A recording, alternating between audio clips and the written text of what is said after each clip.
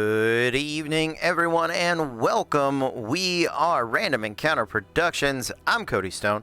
With me tonight, we have... Caitlin playing Fable Frost, the Ace Genasi Phoenix Soul Sorcerer. I'm Megan. I'm playing Sarad Landir, the Eladrin Glamour Bard.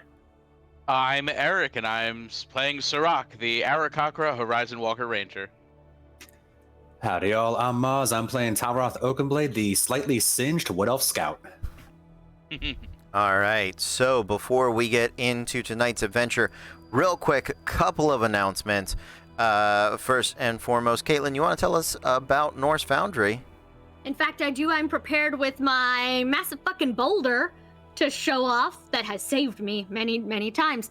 Norse Foundry is our official dice sponsor for this show for Disasters and Danger. They make metal and gemstone dice galore. They are galorgeous. And this will dent your table or your enemies. You can use our discount code REPRPG, that is REPRPG, for 15% off any of your orders. Any of those dice. I think everyone has some. Do the beauty blogger, babe. Do the beauty blogger. Yeah, nice. All gorgeous. There it is. Yep. It's that other hand. I don't know why. Nothing else changes. You put up the second hand and it goes, yeah, and Megan is showing off our dice boxes. They so nice, and Mars just his collection of rogue dice with which to stealth and stab. So make sure you go pick those up. We're putting the link in chat. Head on over there, and if you have some Norse Foundry dice and you're in our Discord, make sure you show them off in our Tools of the Trade channel. Awesome. Thank you so much for that. Meg and Eric, you guys talk to us about the archives. Yeah, Eric, talk to us about it. Take it away, son. Yeah. Come watch it, Thursdays. Back to you, Cody. No, The Archives is a wonderful talkback show put together by myself and Megan, where we go and we talk about what happened on Mondays of Disasters and Danger. We talk to you about the story, things you might have missed, things that we missed during the game that we picked up later, and in our thought processes we're like, wait a second, that sounds like a thing.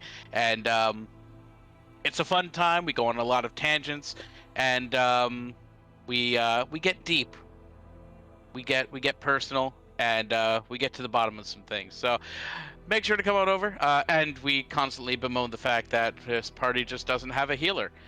So come on over and have a wonderful time. Thursday nights. Well, soon. Yeah. Well, there you go. And Mars, you want to tell us about Lance Orlando? Why, yes I do. So, for those of you who have tuned in before and heard Kez talk about it, Kez is currently the Vice President of Lance Orlando, and I am the Training Committee Chair, which means I have a lot of work to do to make sure that nobody hurts themselves while learning how to swing live steel at each other. But all that being said, Lance does stand for Live Action Novelty Combat Entertainment. We do perform in the Central Florida area. We have performances coming up that we are getting ready for both the Orlando Renaissance Fair and the Lady of the Lakes Festival.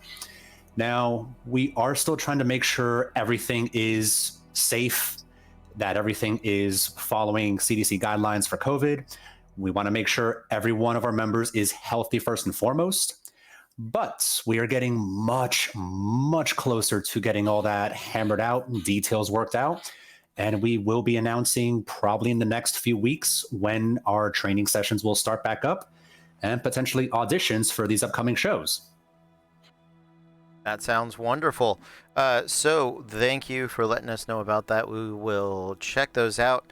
Stay tuned for further information. Last but not least, do join us back here on Wednesdays for Through the Breach. It is our Malifaux RPG that we are super excited about it. And definitely follow us on the socials so that you can know as our schedule does continue to change. This is a flux month. So starting next month, hopefully we will have a very consistent schedule. Something happened. Caitlin, would you like to share with the rest of the class? Nothing. Megan fucking posted in mute. Goddamn broke me. Okay. Okay. Well, good. If you'd like to see what I posted in the That meme, right there isn't a endorsement for joining the Discord. that's I right. don't For know what just is. for just $1 a month, so $12 a year, you join our Patreon. You get access to our Discord, and you can see. That is really, free right really now. It's just they memes. can just come in and see this fucking bullshit. I'm so sorry. I'm done. I quit. Oh, that's I have great. to That's leave. the best advertisement for the Discord we've ever had. My mom called from beyond the grave. She said I have to go home. Your mom said you're staying and having an Or home. adventure. Listen, you don't know. I do know. Oh my god, that's God. At least I know my cosplay for the next con I go to. Well, yep. It's all downhill from here, folks. We've peaked early. Everybody just Go fight some dragons. yeah. Let's just be on board about it now. All right, let's get into tonight's adventure. So, our adventure takes place in the lands of Licdracht, lands of myth and legend, and here beyond the western veil, beyond the Warden's Wall. Here, there be dragons. Our heroes had recently excavated the Fist of the Forge, a former fire giant dwarven stronghold, a massive gauntlet, and a key, one of the remaining necessary keys to the Black King's chamber. A dwarven monarch of old who had led his dwarven and giant kin out of Eastern Licdracht, only for them to be set upon by these dragons. And so, our heroes, having come up with a bit of loot and some fun things, have recently returned to the House of Shields, the only occupied dwarven stronghold, and they do seem to have brought with them the remaining fire giants. I believe there were, 6 of them? Yeah, 6 remaining fire giants coming from the Fist of the Forge. Our new best friends. Yes, you guys are tremendously deep friends, and so that is where we're gonna pick up. You guys are you waited the full 3 days at the Fist of the Forge. You contacted Beardrin and let him know it was safe, and so you are now back in the House of Shield. What would you guys like to get up to now that you're back over here, back in town? First thing that I would probably do is help get the fire giants in, talk to Beardrin, but also let him know about everything we found down there, including that nice big old mithril dragon armor, and just kind of subtly hint it might be put to better use if it was broken down. Right. Does seem like Apologies still figuring out the right placement. It does seem like it would do us well. Some of that in, but have to be done cautiously. Dragon types are not known for.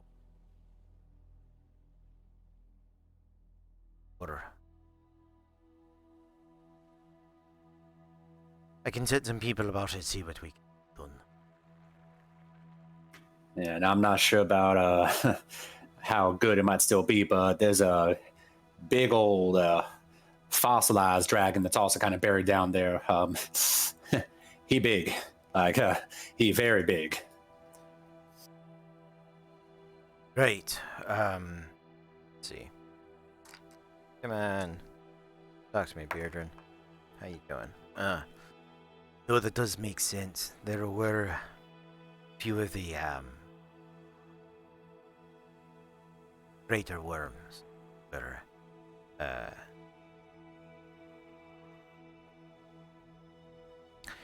they were rumored to have taken to the battlefield themselves, but much myth and legend said. So, just generations back. It's historical fact versus what might be early embellishment. The forge, the feast of the forge, the last of the stronghold. All. By then, stories say that most of our ancestors, it was not a battle to be won, it was a battle to act as much as high a toll possible. Well, if they got one of them big old dragons killed off down there, I'd say they did a good job, It's, relatively speaking. it sounds as though they did, and by doing that, I'm sure they and their ancestors proud. Well then, and I see that the other fire giants are settling in. Some of their kin that here are definitely happy to see. It has been a bolstering moment for that and the relics of armor, pieces of wood that you brought back with you. Been well, we appreciate it and we continued everything and for us there. It's been an adventure to say the least.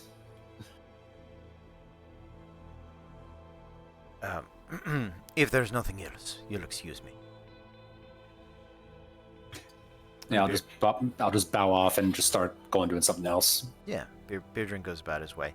You know, they have some things to kind of sort out, and you know, there's some logistics to bringing in 6 more giants, but they don't seem to be. Well, they're not in any way upset about it.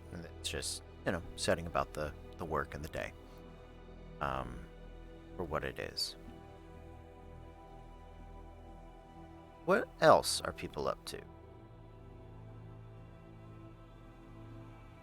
Saride has shifted into autumn before they left. Okay. So she's cast comprehend language on herself, and she's following the new fire giants around and casting message, so that she can talk to them, and they can talk back to sort of weird. Bridge the gap. Well, I mean, like I know that like the people here speak giant, so it's a thing, but I don't know, just to like Disney chaperone. Sure. She's got her plaid riding crop and stuff, and she's, you know. The blue and the hat and everything. Yeah. What were those? The ambassadors? It was the Madeline books. The little. Well, yeah, no, they are. Oh, but They the actual in the parks. Got it. Yeah, in the parks they are not ambassadors because that's a specific title for someone else. They are they're the Disney tour guides is what they are. And they're like, but they're like special tour guides, and they're dressed like jockeys for no reason. So. Yeah, my that. buddy was one of them. Yeah.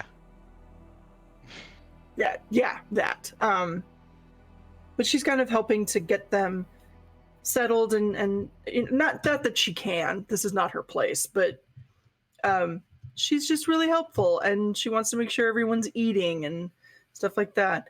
However, she would like to sort of pass by Talroth and a question. What is it we're supposed to be helping them find next? We found the shield, we found the gauntlet. What's next? I think it was the axe that we found, the key of bonking. I think that might have been the axe. I mean, it doesn't even look like much of an axe. Found the fist. I think it's the helmet that's next. Frost giants. All right. So do we want to start planning that then? I think we might need a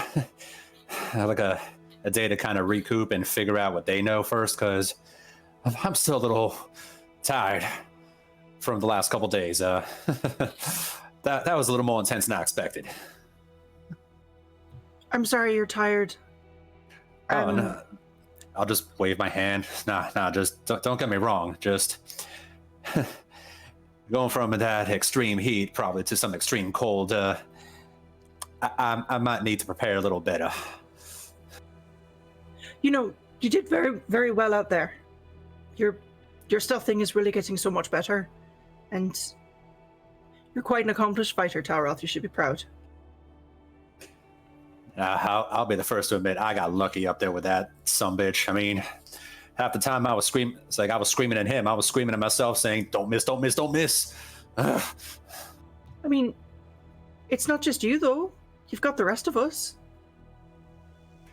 Yeah, I know. I mean, hell, I would have loved it if Treasure had gotten her big old golden ass up there to start swinging at him to take a little bit of the pressure off me, but oh man, that guy. You had Thosen there, and wasn't he blocking you most of the time? Well, yeah, Thosen was up there, but don't get me wrong. I'm talking about when you just dropped me off up there in front of Mr. I'm just going to piece myself together from all the guts and bones, and yeah, I was lucky to keep my lunch down on that one. Yeah, no, that was foolish of me, and I apologize. I need to stop yeeting you into the heat of battle. That's I overestimate you a bit, and I do apologize. I think Treasure is nice. Well, yeah, no, she is damn nice, but she still owes me like a few hundred gold for all the drinks over these past few years. She's nice. Oh, but she still owes you for drinks? You've hung out with her. You've seen how much that woman drinks. Yes, but you know, maybe as an act of friendship, you could let it slide and buy her a drink. Like, without credit, without holding it against her or anything. Well, I was about to say that's how the whole tab started, but... Well, if you're not keeping tabs, then it's a completely different thing. And then she doesn't have to worry about paying you back. And, you know, it could just be you doing something nice for her because you know that she likes drinking and she likes your company and such. Yeah. I mean, yeah. And I'm probably gonna... I got something I'm working on for her. I got one of them jewelry smiths working on some of that obsidian stuff that we pulled from Velx's place. So got a small little, like a thank you for keeping my dumbass alive gift. You're making her jewelry? Well, I'm making it. I know how to make that stuff. Talroth Wokenblade, you're getting her jewelry made. Yeah, and? I never had you pegged for sentimental anything. That's very, very sweet.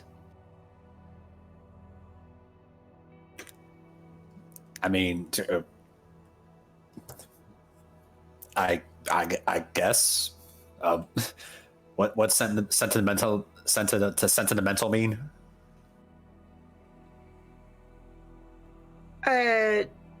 God, now I don't even know. Like, shit, I don't know. I mean, sentimental, dumbass. You know, like thoughtful, caring. It's something when you care and you like, and you love someone, and you do things for them.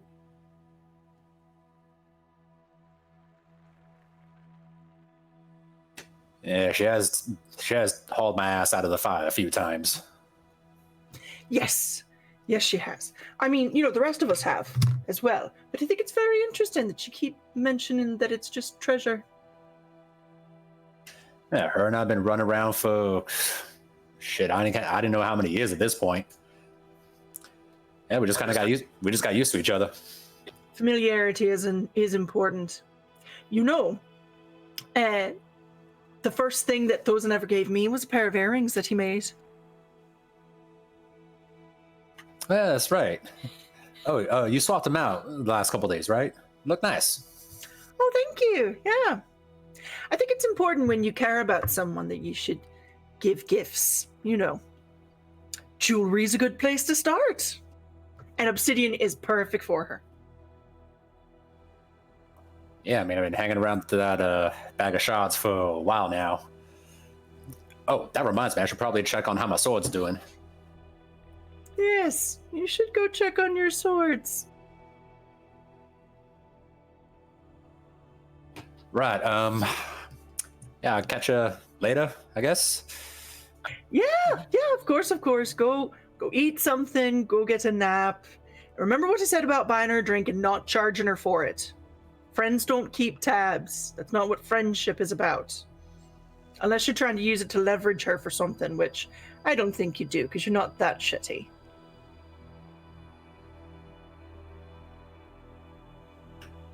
There's a plan there, but that's for a later date. See you.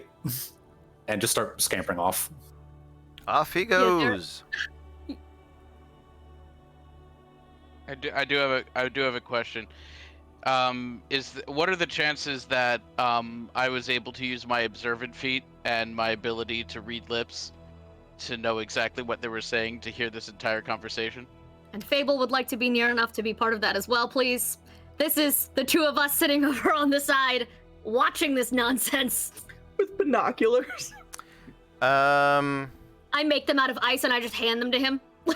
So you have the lip reading feat, Eric? Yeah, observant. Yeah. Okay. Tell you what, because it's kind of just pure chance if you're nearby enough, you know. Mm-hmm. Roll me a percentile. Okie And you dokie. can do the same, Caitlin.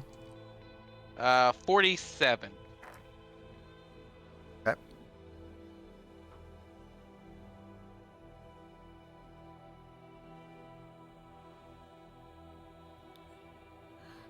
$100.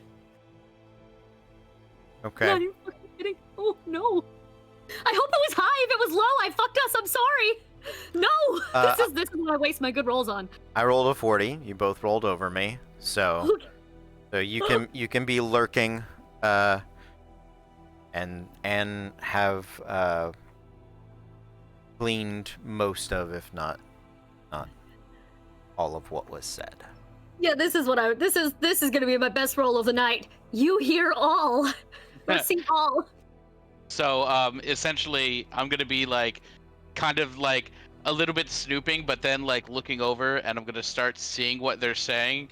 And as Fable is walking by, I'm just gonna snatch her. I'm gonna be like, no, ooh, come here for a second, come here.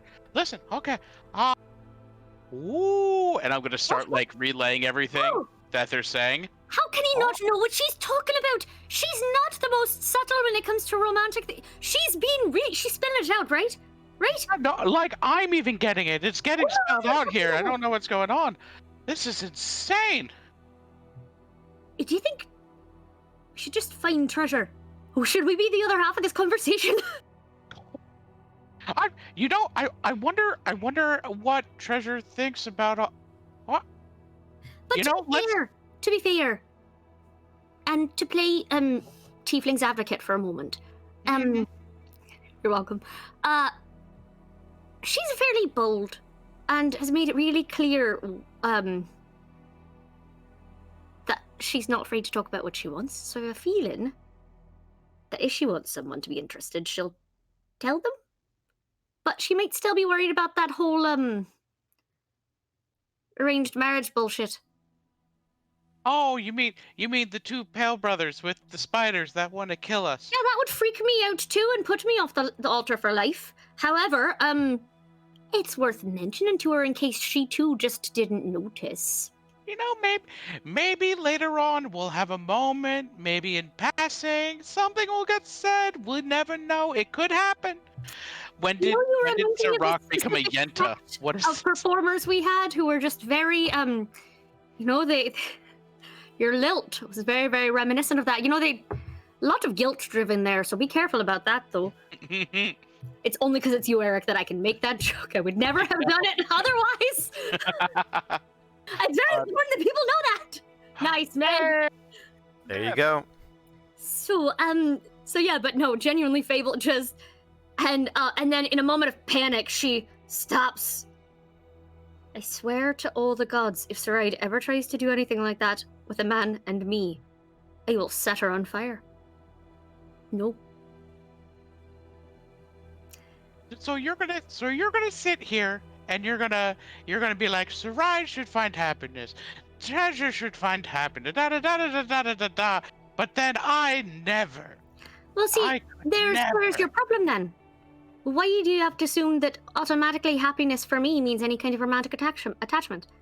Never has. I've watched it all happen my entire life. Tiny Janasi stares in asexual. And it's just, I've watched it all. I know mechanically exactly what happens, and sure, possibly romantically at some points, but I don't see that happening, and honestly, I'm very happy without. So, at this point, I'd find happiness in... She just kind of... A little bit of guilt, because it's her and Sirach. She'd say... I find happiness doing what I set out on the road to do in the first place. Wouldn't you? We've got people... You know, you kind of pulled me here right in the beginning. But I don't think you necessarily ever told me what it is you set out here to do. Let's You just asked say me. we're both looking for elemental plane traveling and things of that sort. And I would be happier at the end of the day if I knew all my efforts hadn't been in vain. I don't need a partner to do that with me. I just want everyone to be okay. Bring it in, and big birdie hug. Fluffy feather hug! Ah! Yeah, in his hair feather.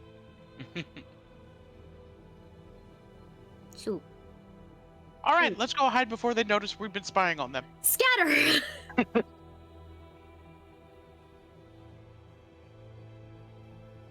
Okay.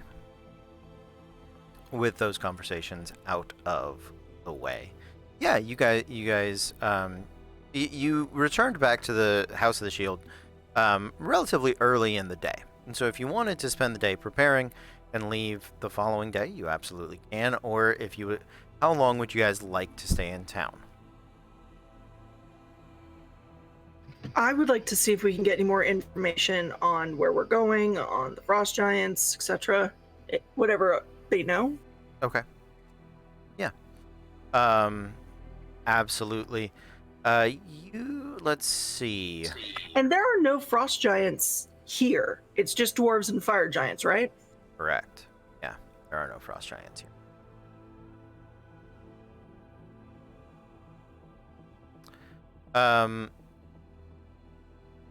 Yeah, Haldrick is probably the oldest of the official dwarves, and kind of, I don't know if I don't what's a good well, group historian perhaps. Yeah, no. So talking with him is probably your best bet for getting information that you are interested in when it comes to the north. So that's the helm. Yes. Okay. Well, what panics and frost. What sort of what stats or something like can they tell us about frost giants? Because we've never fought them. Right? I don't recall you guys having ever fought frost giants in the past. Let me see. I'm just making sure it's like not the one game I wasn't here for. No, the channel has fought frost giants in the past, which is what my brain is defaulting to. But as far as you guys go, I'm pretty sure you have not fought any frost giants in. You guys find I'm I'm so sorry. I apologize. I'm blanking hard. Haldrin? Haldrick? Haldrick. Aldrich. Haldrick. I literally Haldrick. Yeah. just said that name. I'm sorry. Yeah. Listen, Haldrick it and happens. Beardrin. You good? I Yeah. saw your brain do the Windows reboot. It's okay. I could hear it from We here. could hear the noise. Everyone Can just start- confirm. I mean, how it's loud. Yeah. It definitely did. Which is okay. Not a big deal. Yeah, you'll find him working with the other shield dwarves. He does also seem to be not the lead commander of the dwarven forces that are here, but something of a quartermaster type, something that right running and looks after the more mundane logistics. And you get the feeling he kind of fell into this position after his better fighting days were behind him. As you guys reach him, he is in a covered area. He has some maps laid out, and he has some. He's getting the reports that you guys have brought with you. He's reviewing the maps that Halroth had made of the fire giant place, and it's mostly local topography and tunnelography that he's just kind of reviewing. They do patrol sometimes. Right then, my friends. What can I do for you? We were wondering if you had any information about the helm, where it is, who might be guarding it, so that we won't just be walking into, something blindly. Ah, great. Of course. Yes, the helm of the frozen north. Colloquially, Southerners would call it King Town, as it were. But it was mostly frost giants, some dwarven folk, greater in number for sure than any of the other giant kin. That's the Axe Lord, House of Shield. Even greater in number than the fire giant. Tended to be for surface folk. So it were a special sort of dwarf that found frosts, wilds. These mountains, thin as they stretched. But the land,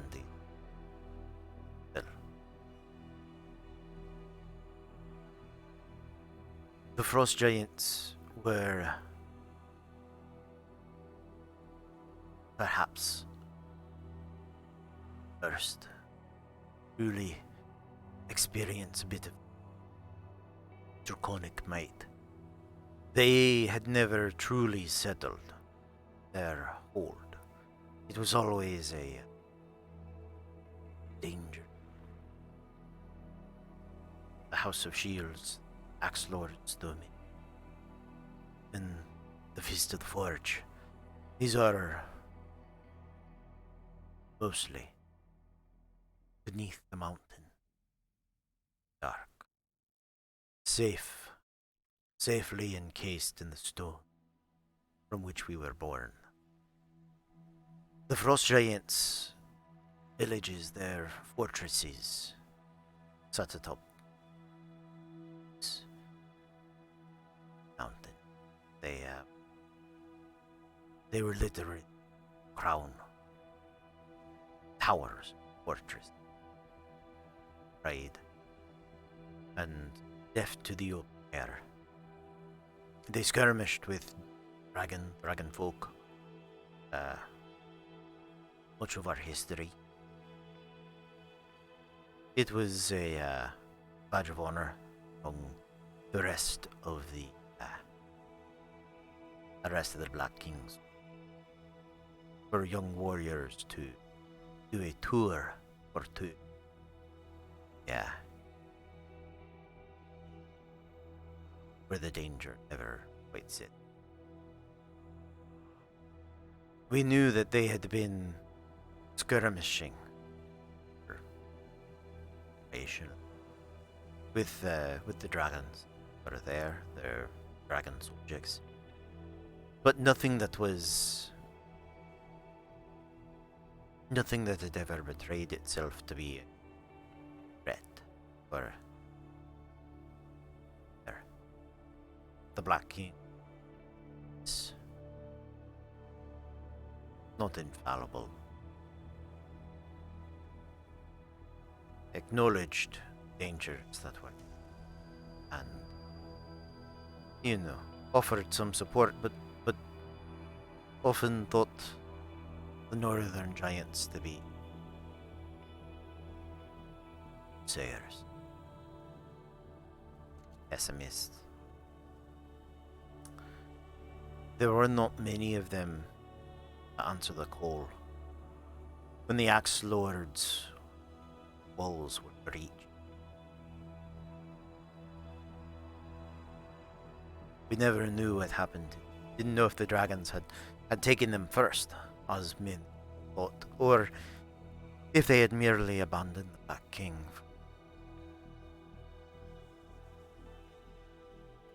Their advice, their warning.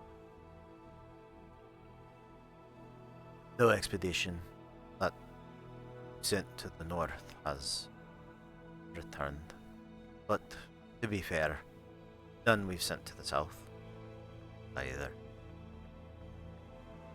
There are a few tunnels that used to stretch the distance, and the Frost Giants had a much closer relationship with the Axe Lord and Stewards. They were more hawkish. Those that pay for blood and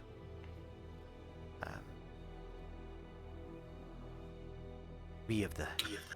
Go ahead. Do we know if frost giants are smarter than fire giants? Like where they are on the? Because isn't like hill giants are the stupid ones? Yes. Cloud giants are what we all want to be. So just make me a history check.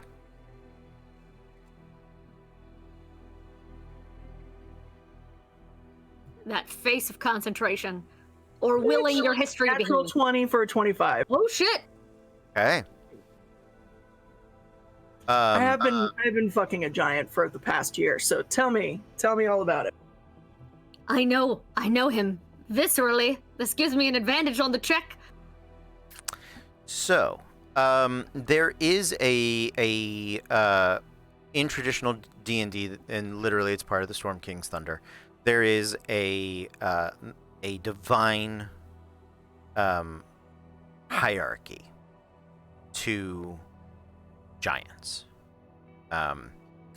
Here in our world, it's a little more of a natural inclination based on sort of their size.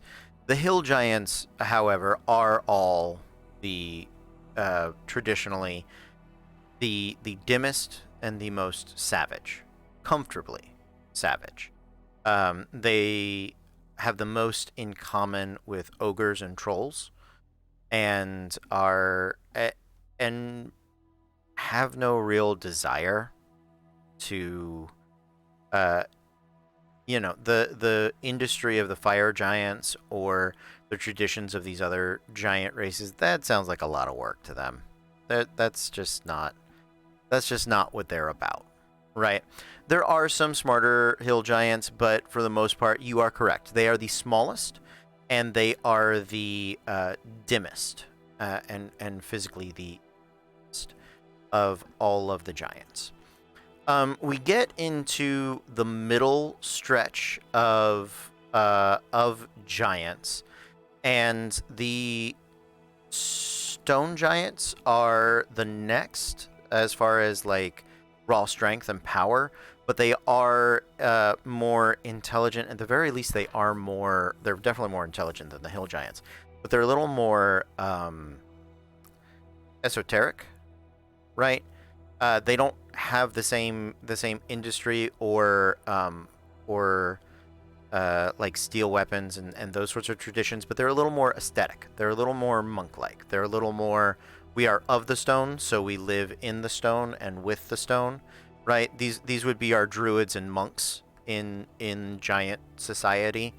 They're a little isolationist, although you do know just from your way in that some stone giants did live with the Axe Lord and here in the House of Shield, right? The small numbers, but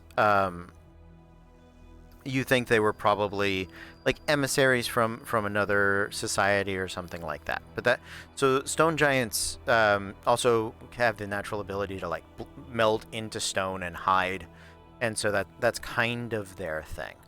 Up next on just the raw like power scale is frost giants. They are known for having steel weapons. They are known for having strong cultural ties. They worship ancestors.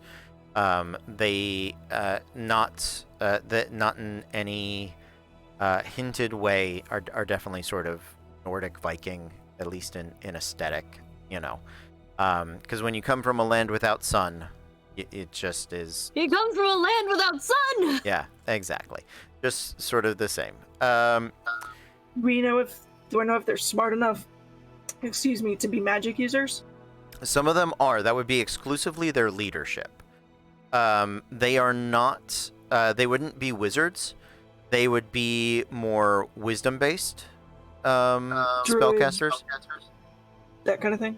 Yeah, clerics. This would be sort of our first inclination of clerics for giants. They would definitely be rare, but magic, speakers. They would be like one per kingdom, right? Sort of a viceroy or a religious kind of leader would be definitely the exception, right?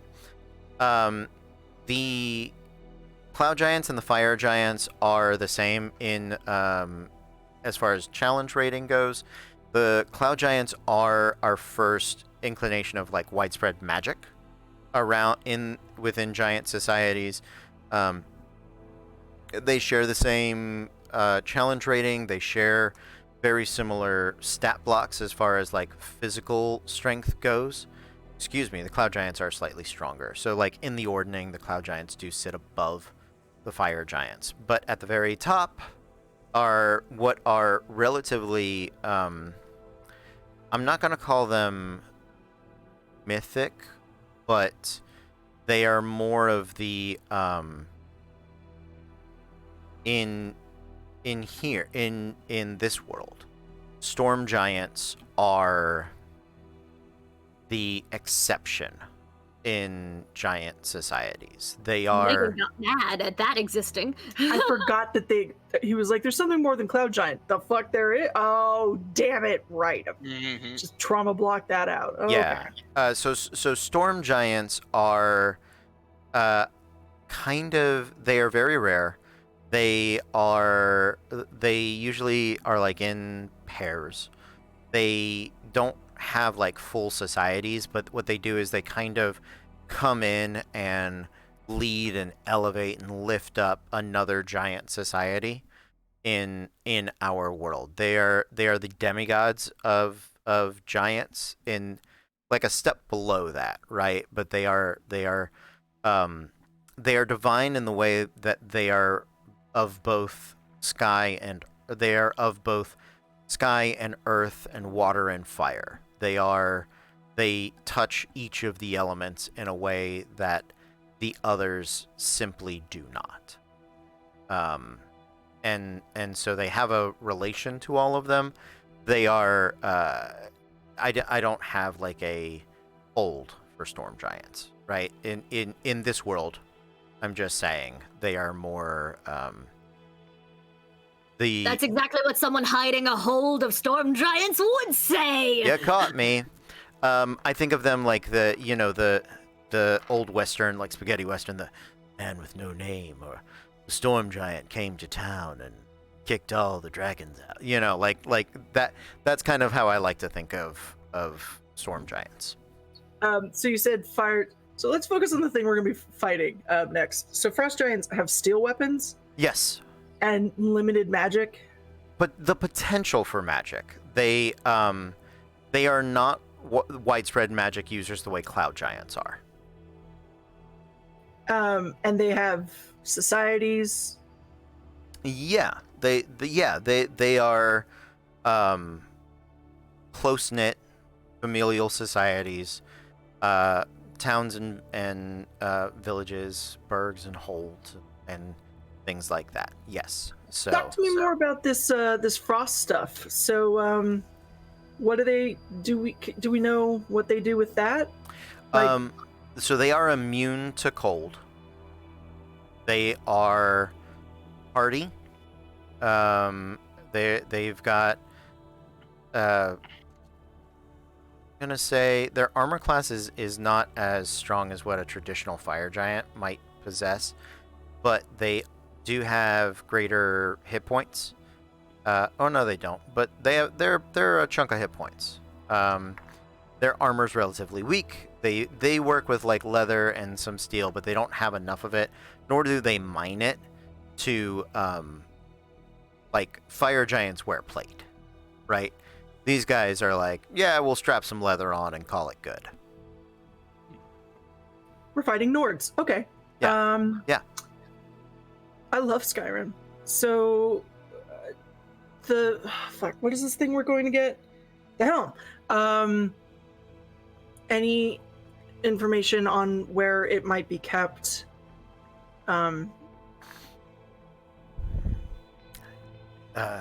Eldrick. Eldrick, if you were a helm, where would you be? On my head? That's good. That's good. Now let's go from there, right? Right. I never took the tour of the North. But it would most likely I would. The Frost Giants are proud combatant. And they wouldn't be ones to hide. Wherever the thickest of the battles was, that is where you'll probably find that King's Crown, the helm. Their leader, from what I knew of him, would have led from the front, or in the battle, rather than worry about the teleportation or secret hole. They had been fighting dragons for time, and the urn, that helm, probably meant he'd face down a wormer. So I would look for the largest, densest pile of bones. Start to dig.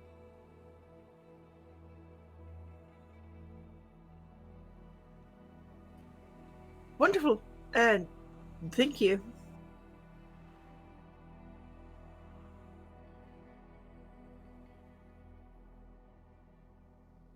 Thank you. Good luck.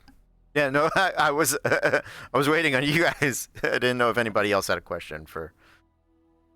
Saw Meg look over and I was like, does she have a pile of bones right there? Or is it going to be No, close by? there were sounds happening in the back in my hallway, and I was a little concerned. Oh.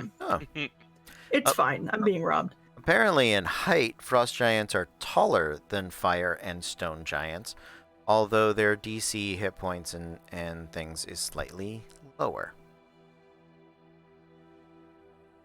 But they don't Yeah, have like. But would he know if they had like breath weapons or anything? Ooh.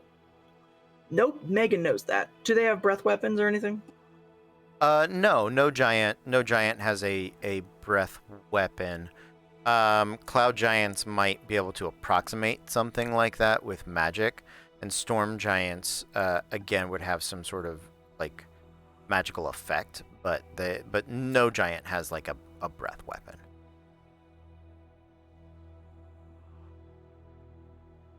And might I add, thank God. They already have enough. So then, sounds like a plan. Sort of. Plan adjacent. We know more than we did. 12% of a plan. And that worked out great. I mean, you're not wrong. You know, it sounds like all we have to do is get there, find the big pile of bones, go bone diving, and then come up And with... the big pile of bones we have here doesn't count, right? We don't know that there's a tunnel beneath that big pile of bones that we've already discovered. Any tunnel traveling between the House of Shields and the Black King's crown have been collapsed. I just want to make sure, because you said big pile of bones, I was like, we have one of those! I didn't want it, if it was a, you mean these ashes? kind of moment, I just wanted to make sure. The pile of Before we bones. went and found other ones that you weren't like, hey guys, you know you could have done that way back at the other pile. pile of bones? The pile of I just- bones you guys have walked through were also at the Axe Lord's. I domain. just want, that's what I wanted to make triple sure that we weren't missing something obvious that the DM was slapping us with. Nope. Thank you. So get there, find the bones. Profit. Can I, today, I know that we went shopping very recently, but is there a chance that I could find, because I can use a scroll, right? Yeah.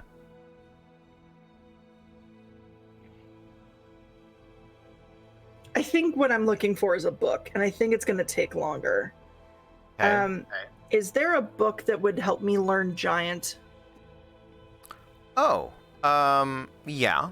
Yeah. You can find a giant language book. That's gonna How be long would it take to learn it? weeks. Yeah. There's no permanent magic to. Is there a magic scroll for tongues? We can look. Let's take a look. See what Because sort of. if I have comprehend language and tongues up, in theory, I think you only need tongues. I think tongues actually lets you understand them. She's so yeah, that would be so kind of fucking dick if you're just hungry. like speaking the language and you can't understand what's being said. Hey, look at that. The random gods have smiled on you. There is in fact in town a scroll of tongues. Hell Excellent. yeah! How much would that set me back? 300 gold pieces. That is not bad. I've recently come into some bug money, so please. Absolutely. Yes, yes. Hello, I made my fortune the old-fashioned way, bug hunting, like any good role player would.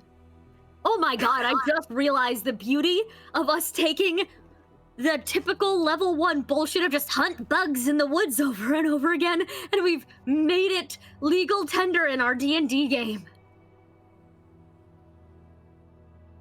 That's so meta. Are you interested in any other scrolls that are on here? Yes. I will Uh, buy shit. Yes. Scroll me. Okay. So Blight is rare. It's going to be in the thousands range. Again, I don't think that's the most useful for you. Dancing Lights, common, very cheap. It's a cantrip. Find Familiar, very cheap. Ice Storm, rare in the thousands. Don't know how useful that is. Spells a Scroll of Identify, common, very cheap. So that could be useful. Invisibility, uncommon, roughly the same price as Tongues. Rope Trick, uncommon, roughly the same price as Tongues. And Sequester, very rare. Let's not even talk about it. That's gonna be up there. What was that one? Two before sequester, sorry?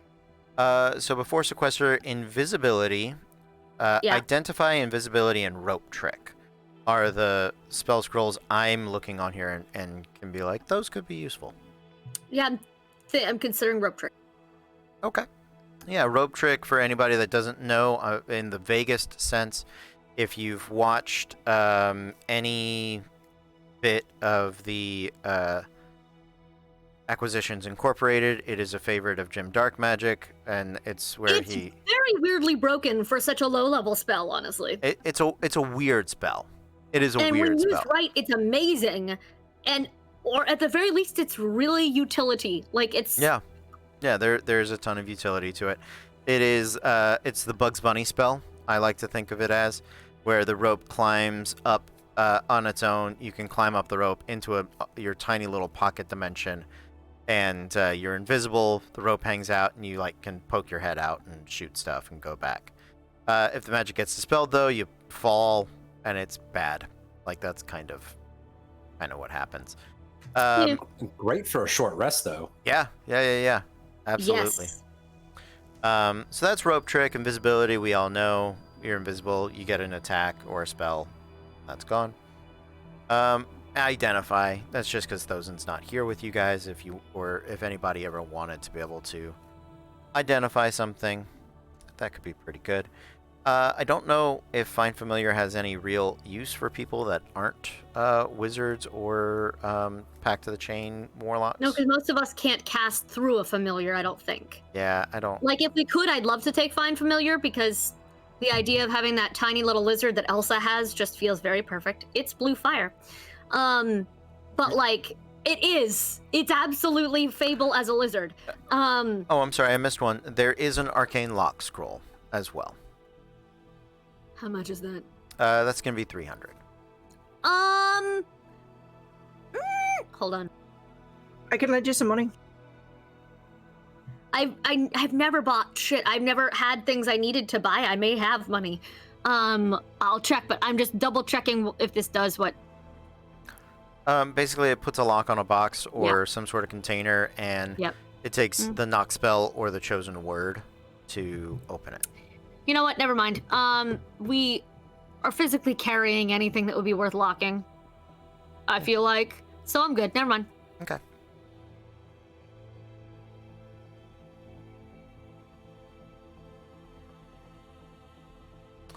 All right.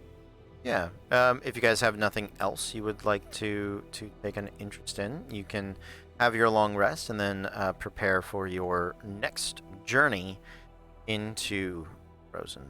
Yes, Tauroth. The two things that I had, it's the necklace and the obsidian blade. Yes. Would those be ready by now, or those still need time? So the obsidian blade, because you were looking for essentially for it to be magic, is going to take at least a week.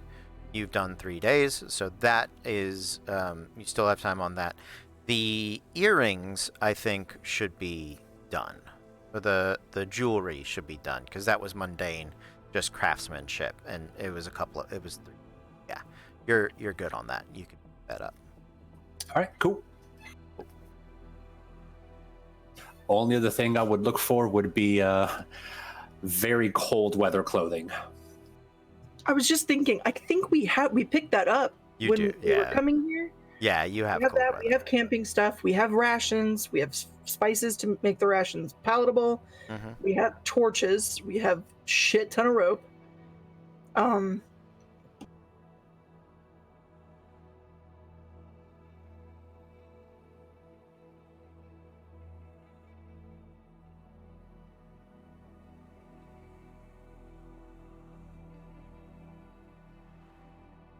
What else could we possibly need? Ah, the question. I think we'd be okay then. Are we prepared? Prepared? I know. I didn't want to say it. I didn't want to jinx anything, and yet. I would like to do something very specific before we leave. Okay. I would like to buy sugar Okay. and are there any, I realize this is a stretch, are there any fruits or any sweet things or syrup, maple syrup or anything like that? Yeah, yeah, they have some forms of natural sweeteners. Yeah, absolutely. Then can I get some honey and some maple syrup? Yeah, you can. You can check the PHB. I believe has prices for honey. Yeah, that can double for any of it. Thank you.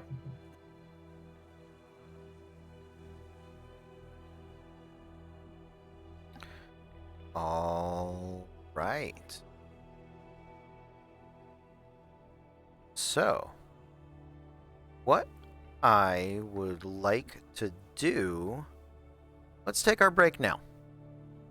It's going to be an early break. It's going to give me a minute to make sure I have all of my ducks in their proverbial row. Then when we come back, we will launch into the Great Frozen North. So, thanks for hanging out. We are going to take an early break tonight. We will see you in just a few minutes, but until then, stay tuned. Good evening, everyone, and welcome back. We are Random Encounter Productions. I'm Cody Stone. With me tonight, we have... Caitlin playing Fable Frost, the Ace Genasi Phoenix Soul Sorcerer. Megan playing Sarai Landir, the Eladrin Grammar Bard. Don't dangle those participles, boys and girls. Well, that's my next shirt design. It's the unholy abomination combination of lore bards and glamour bards. The Grammar Bard. Oxford commas are not just for decoration. Carry on. Hi, everyone. I'm Eric, and I'm playing Sirach, the Eric Cocker Horizon Walker Ranger. And I'm Maz. I'll be playing Talroth Oakenblade, the soon-to-be popsicleized Wood Elf Scout. All right. Our heroes, the archivists, now preparing to make their next journey to the Frozen. It is deep winter, as you know, and you guys have gathered with Badrin, and Haldrick, and you guys are preparing to, very much in a similar fashion to the well, thank you, to the Fist of the Forge that you guys had gone to previously. You are led down into the throne room, House of the Shield. The Black King's Key, or as you all have aptly named it, the Key of Bonking. A giant-sized key, so weapon-sized in DM creatures' hands, is inserted into the area. The shield is likewise to power up this arcane gate, and the magic begins to glow throughout the room, casting a dull blue light that mixes with the reds and oranges of the fires brought down. And look back at your allies and friends, and you make your way through the portal. As you step through, bound in your cold weather clothes, your climbing gear, and all of your feel the rush of frost, cold, sting against your skin. But little may be exposed. You are immediately grateful for the tremendous number of layers that each of you are wearing. Are you resistant to cold? Oh Fable? yeah, I am. Fable's just... What? This is nice. It's lovely. All right. The ride last night went back into spring. Uh-huh. The minute we get here, is there snow on the ground? You wouldn't call it snow. It would be frost and ice. You are Can indoors. I- You are indoors at the moment. Okay. Can I chip some ice into a canteen Sure. Yeah. and then add maple syrup to it and make a snow cone? Oh my god. That's the most Um, Springs to Ride thing I've ever heard. Sure. Yeah. Yeah, you can do that. And I would like to do that. I Okay. love Springs to Ride. So while we're on our way, she's just going to town on a maple syrup snow cone. Okay. There you go. It is the maple syrup. It drips all the slower, being in the frozen, being in the very cold. But sure, you make yourself a tasty snow treat. You guys are in a hall that is very much similar to the other throne rooms that you guys have essentially seen. One of the things that is immediately and abundantly different, however, is the sound. You can hear the howl of the wind as it runs across this building. You don't feel like you're underground. Or that this place is terribly far from the surface, if at all. It is dark, so if you guys would like to, or you all have dark vision, I believe, at this point. I think almost all of us do now. I think between tattoos and racial abilities, we're fucking good. Yep. And Fable's excited about it. She's like giggly excited of, I need to level up also so I can drop the dark vision spell off my roster and free up a space. But she's like so stoked. She's like, is this what you've always been able to see? Forget. Oh yeah, Saride has even extra now. Have you already been able to see like this? I don't need the light.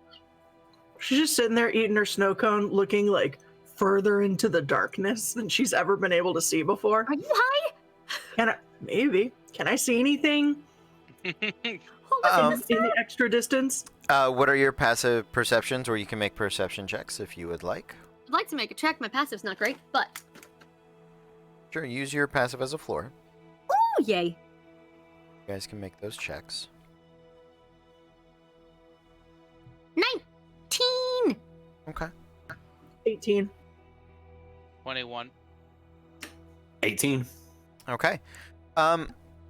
As you guys look around, this place does look mostly deserted, hasn't been utilized.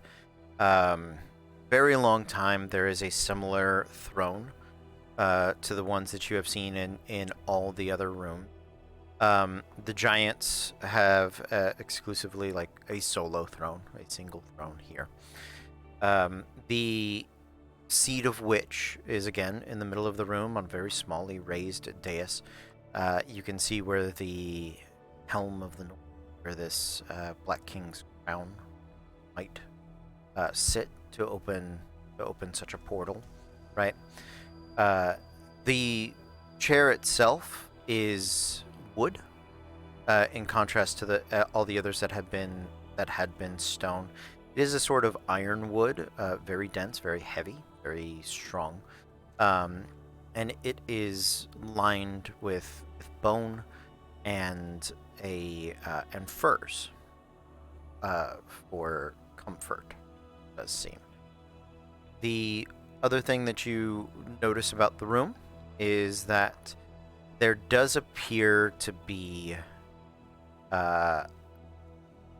you guys notice with the howl of the wind, there is a little bit of frozen air sort of leaking through on one side.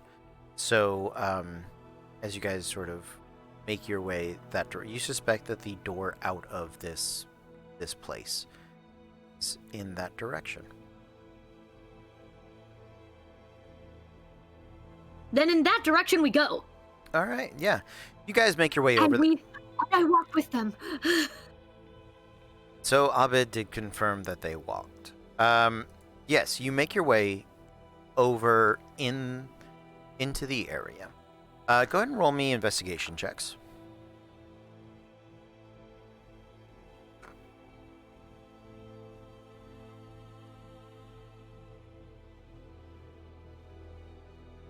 $12. 12.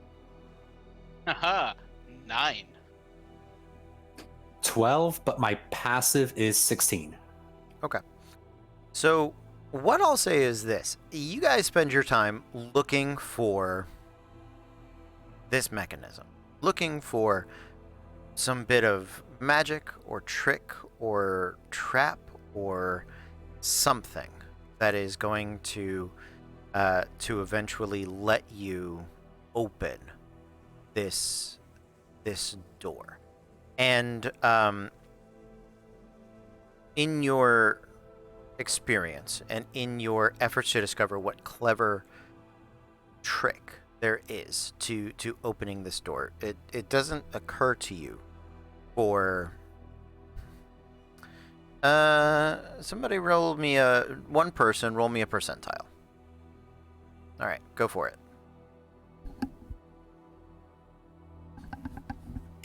That is going to be a 9. A 9. Okay. So I'm going to round it. We're going to make it 10 minutes. It's going to take you guys about 10 minutes to sort of figure out that that there isn't really a trick to this door. It is a door. It is double doors that slide. It looks like a bit of frost and snow had sort of wedged them ever so slightly open in the middle, right? And that's the air that you guys have kind of been feeling. It did appear to just kind of be like cracks in the doors itself. But over time and the buildup of the frost and the snow, the doors have sort of frozen shut.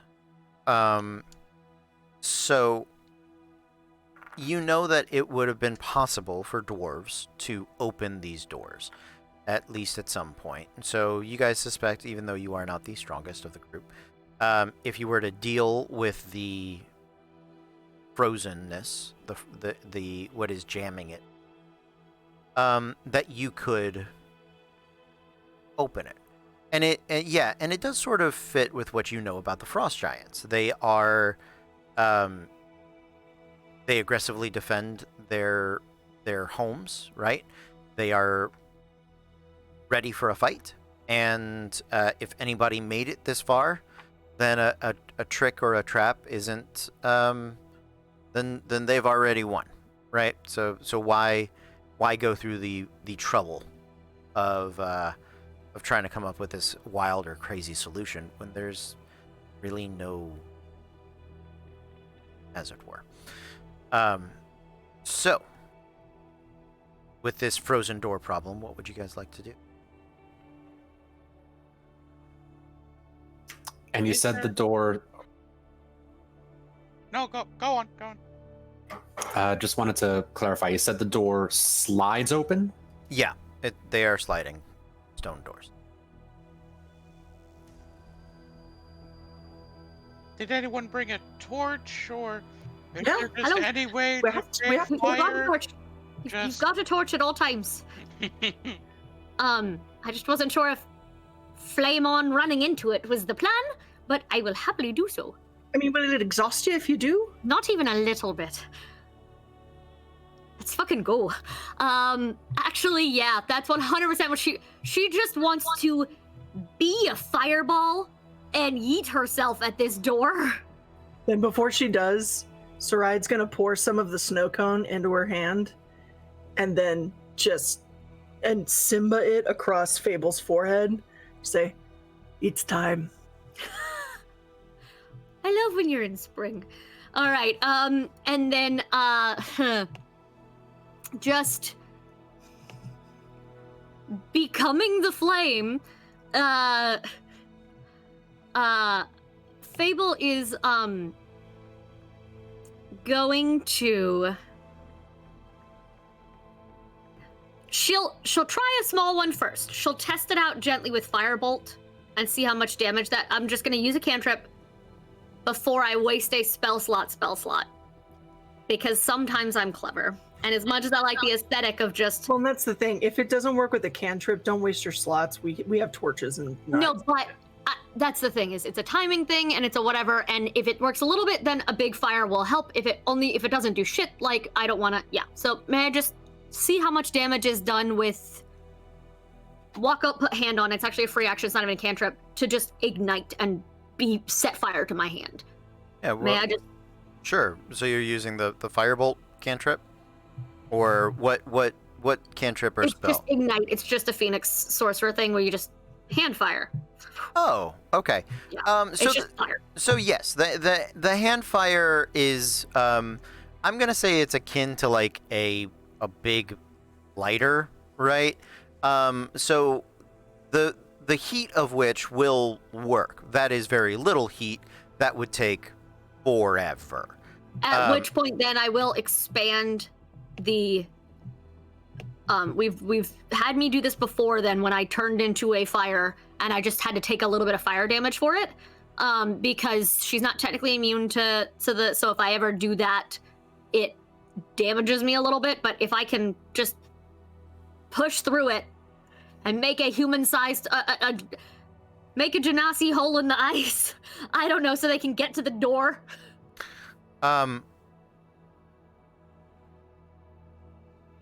Is that possible? So, hold on.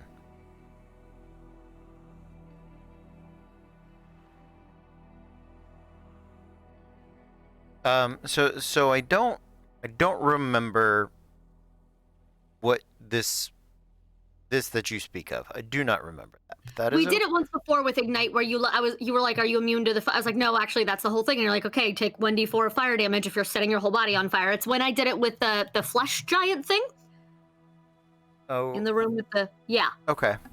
So you let me set my body on fire to be a light. Um. I can do mantle. It was without burning mantle of flame. I can burn mantle of flame as a spell slot.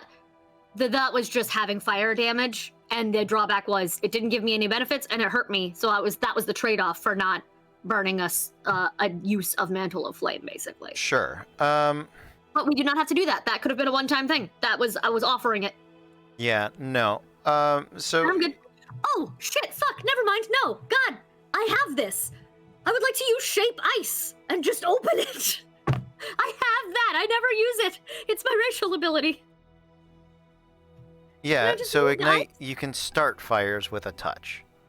Yes. Magically ignite a flammable object you touch with your hand, and objects such as a torch, a piece of tinder, or Okay.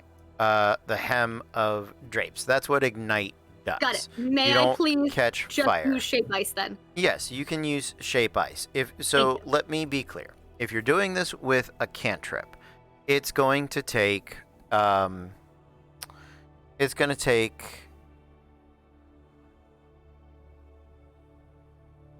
let's see. So create or destroy ice is one of the things I have, and it's a first level spell, not a Okay. cantrip. Okay. It's my racial ability that it's just prepared once per long rest. So this I've never had to use it. So it feels like the thing to use now. Okay. How much can I get out of a first level spell slot of that? That's what I'm looking up. Yeah, okay. I just want to make sure I can look it up. Yeah, I mean it's based on what, the create or destroy water spell? Yes, so 30 foot by 30 foot. Okay. Let's see.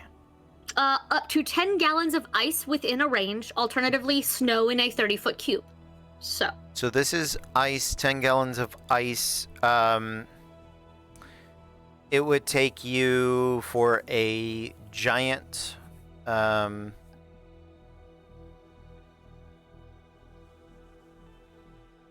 cubic. Yep. This is what DMs do. Ready? I'm sorry, math. Yeah, it's fine. Cubic volume of a gallon water is 231 cubic inches. So if we divide 231 cubic inches by 12, should give us how many cubic feet, right? Yes. So 231 divided by 12 is 19 feet. 19 cubic feet. So a 5-foot cube is 5 times 5 times 5 is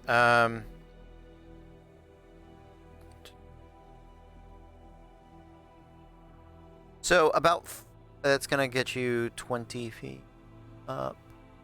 That'll get you most of the way there in a single casting, and then you will need to cantrip your way through the remaining bit. So that would take probably a D4 or let's say a D6 in minutes. Great. Okay. Cantrip the final bit. That's fine. Okay, that feels better than us trying to just hold a torch and we might not be able to reach the upper top. And yeah. That's why I was sorry. No, no one's upset. I'm sorry I forgot that I have the ice. I think I've used it once or twice this whole campaign, and so I forgot it was an ability. We're making a sheath for Dawnbringer. Yes, that was it. Thank you. Mhm. I made the ice sheath. So while she's doing that, Saride's making more snow cones and passing them around. Would you like me to roll the d6? Yeah, please. 6.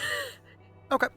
Sorry. So yeah, it takes you guys about 6 minutes to that's melt your way through the center slip in the doors, right? Through the snow and the ice that has collected there. There is still a bit of frost along the other side, and there's a bit of frost along the actual track that this stone door is in. So you can take a few more minutes and work out all of that, or you guys can try to squeeze your way through here and leave it mostly shut.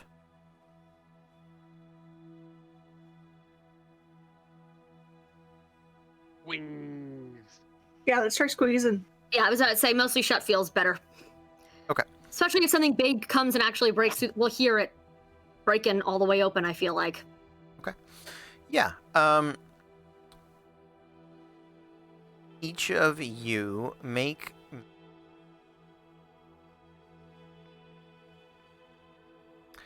me a Constitution check, please. We each check.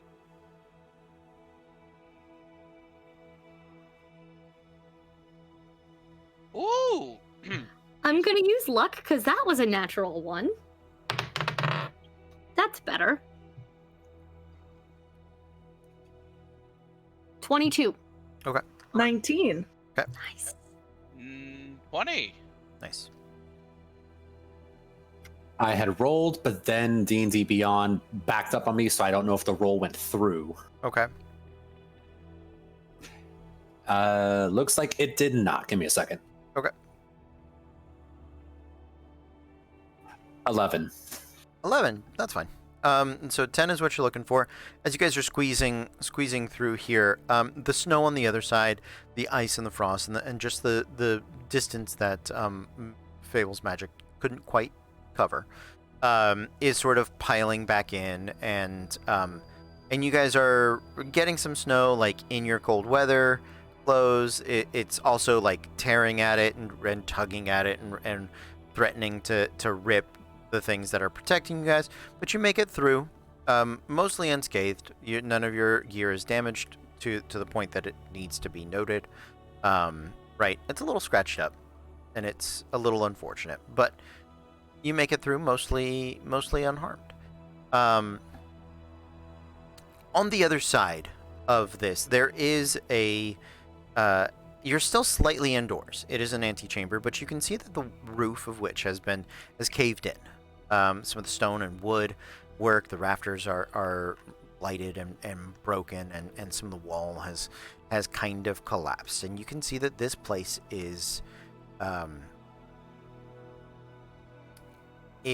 definitely one that has suffered battle damage, right? There is beyond here, as far as you can see, because it is, as you look out, it is dark. I would like one of you to roll me. What time do you guys think you left? Morning, 9-ish, 10-ish. Okay. So at 9, you're still in the pre-dawn hours of this place. It is just it's not even dawn enough for you guys to have any bit of light. So it is that deepest of night here. Yay. We've come into them while they're sleeping. As you look around, Frost Giants don't sleep. They wait. there are some pillars, there are some broken columns and things like that, but there are also some doors that have definitely been battered and bashed in, which is leaving this chamber very much open to the elements. So this is where, Yes, I just walked in. Thank you. yeah, this is where you guys are beginning. Can't see terribly far, just your 60 to 120, right? But you can't see out into the central yard or anything else beyond on that.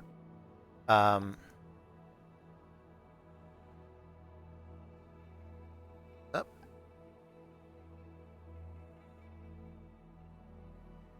She's thinking. We're rolling stealth checks, by the way. Can we? If you'd like to try to be stealthy, yes. I think yes. I think yes. We've already heard that people just don't come back when they go places. I can get behind being stealthy on this one. Yeah, we could at least try. You know what else I can get behind? Hmm. Pass without a trace. Hell yeah. Okay. So everyone, I'm casting Pass Without a Trace. Everyone within 30 feet of me adds a 10 to their stealth check. And because of a beautiful tattoo, I get advantage on stealth checks now. Yeah, we do.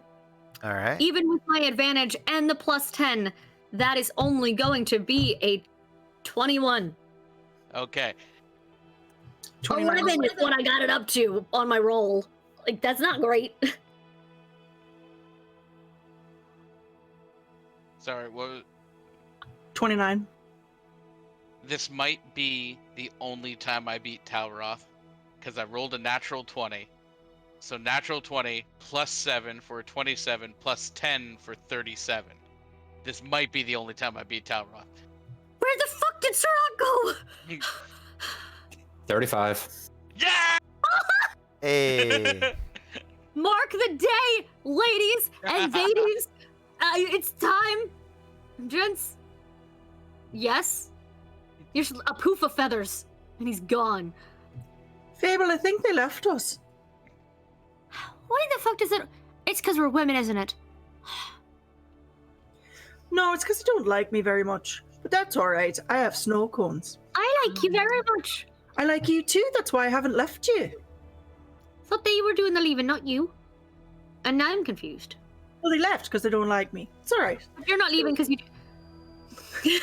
don't think about Spring Saride's ramblings too much. Link arms with Fable and start easing on down the road. Okay. Stealthily. Stealthily, as you guys begin to make your way out into the open air. Are either of you terribly stealthy folks, scouting ahead or moving first, or are the ladies leading the charge here? Yeah, no, definitely going on ahead to be able to see what's going on. Okay. Sounds good. As you are making your way, Talroth, are you behind, in front, or amidst the ladies? I will stick behind this time. Behind. Okay. Sounds good. As Sirach, your passive is 21? Yes. As you make your way out into the central chamber, into the central part of this, what you're seeing is essentially a frost giant town. There are some smaller holds and homes and sort of apartment kind of places for dwarven kin to live in. It's a mix of rambling, twisting streets and roads, and on the edges, sort of out around the sides, there are towers that have been in large sort of destroyed. And imagine if you can, the top of a very large mountain that has kind of been strip mined off, but the natural rocks and things on the outside form what are the walls of this frozen city, right? And so if you were to look at it from the sides or from the front, it would very much look like with the towers, some form of crown. And so thus its name is earned. Well, it is very dark. There's not much movement, but the wind is almost ever present. Another thing that you do note is that the cold here is, as a Floridian, it's difficult for me to comprehend this, but it is, I will say, prodigious in the very least. It is without the wind whipping. Negative 50 degrees. Ah, good. We're all dead. When the wind kicks up, it's almost probably negative 100. So we are burning. Yeah, I mean, but That's as cold as dry ice gets. That is burning off your skin cold. it can be, absolutely. So, and if anybody is wondering, The chat is losing their minds. As someone who moved to the north, -10 is hellish. Like, so I am pulling this specifically from the far north, from Frost of the Rime Maiden, which is, well, fuck you, Rhyme Maiden. yeah, which is clearly very cold. Yeah. And so they do talk about the Even Fable is wrapped up now, and she's like, well, I hate this.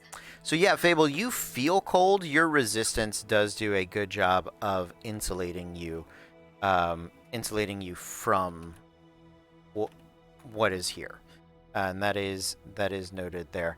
I had this open earlier, and were killing me.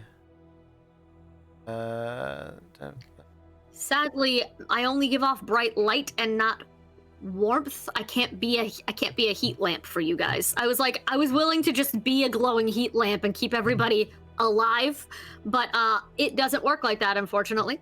So I tried. Bride is muttering to herself, and if you want, I'll tell you what she's saying. Obviously, yes. Okay, I'll message you. Yeah. So temperatures. So average temperature is -49 degrees Fahrenheit, -45 degrees Celsius. Wind chill can lower these temperatures by as much as 8. So yeah, because you guys are very far north, you are very high up, and it is the dead of winter. So yeah, Emphasis on dead. exactly. Do I see any movement that I can discern in the town? No movement in this hour. In the pre-dawn hours, it is too cold for even the winter bodies, for even the fauna of this terribly cold world to be out and about. That is, yeah. I think the only thing that would be out in a winter this cold is a ring of emperor penguins carrying eggs on their feet.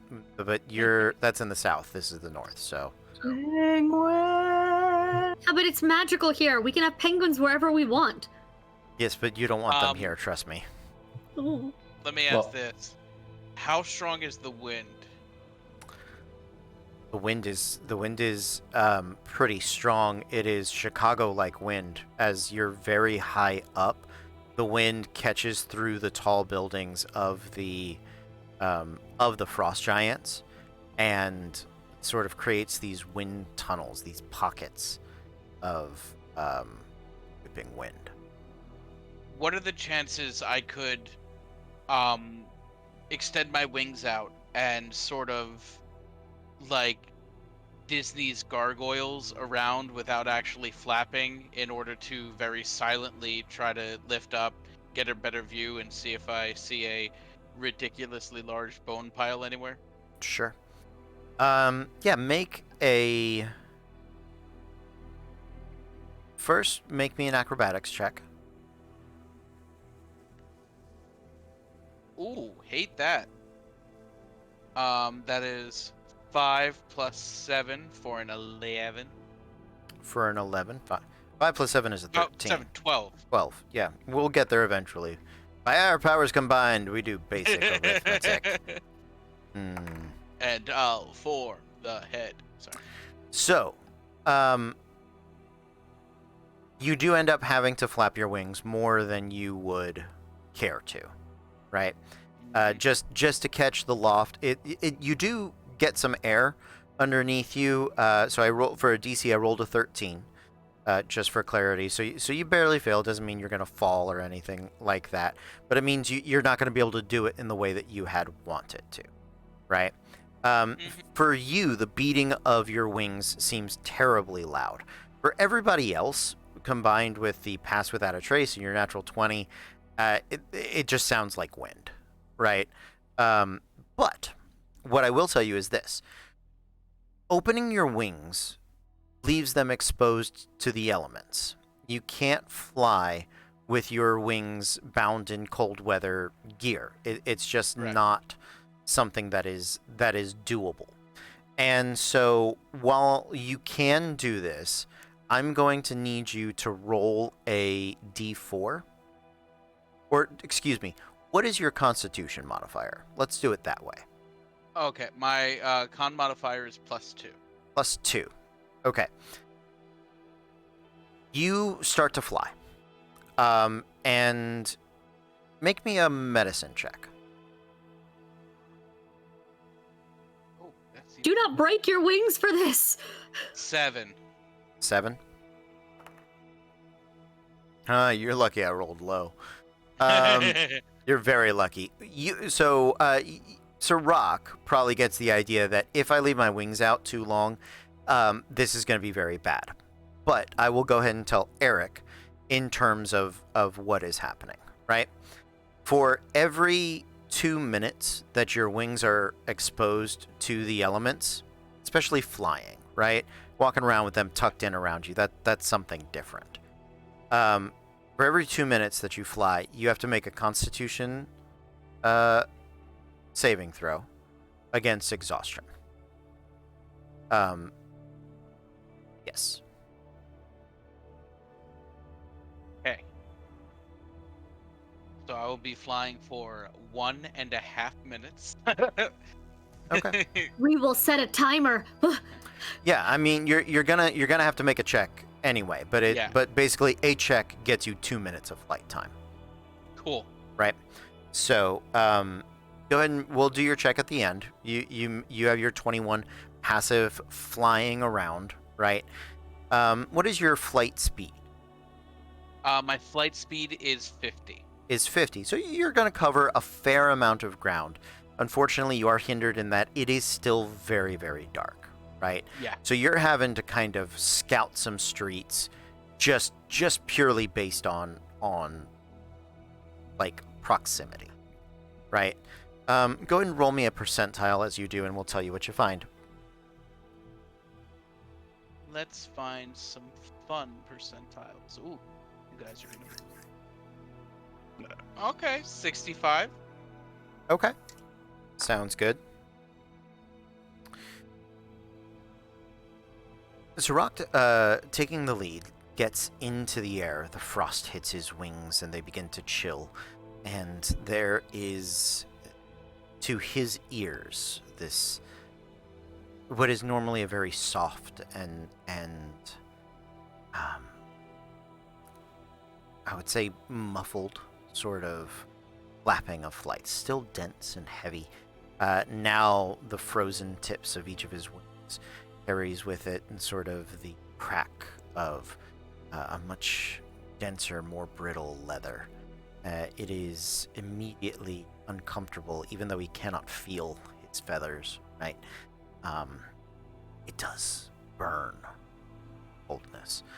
He whips around some of the corners and looks down them, stopping ever so slightly on different buildings. It's clear to see that much of the damage of this place rests on the top.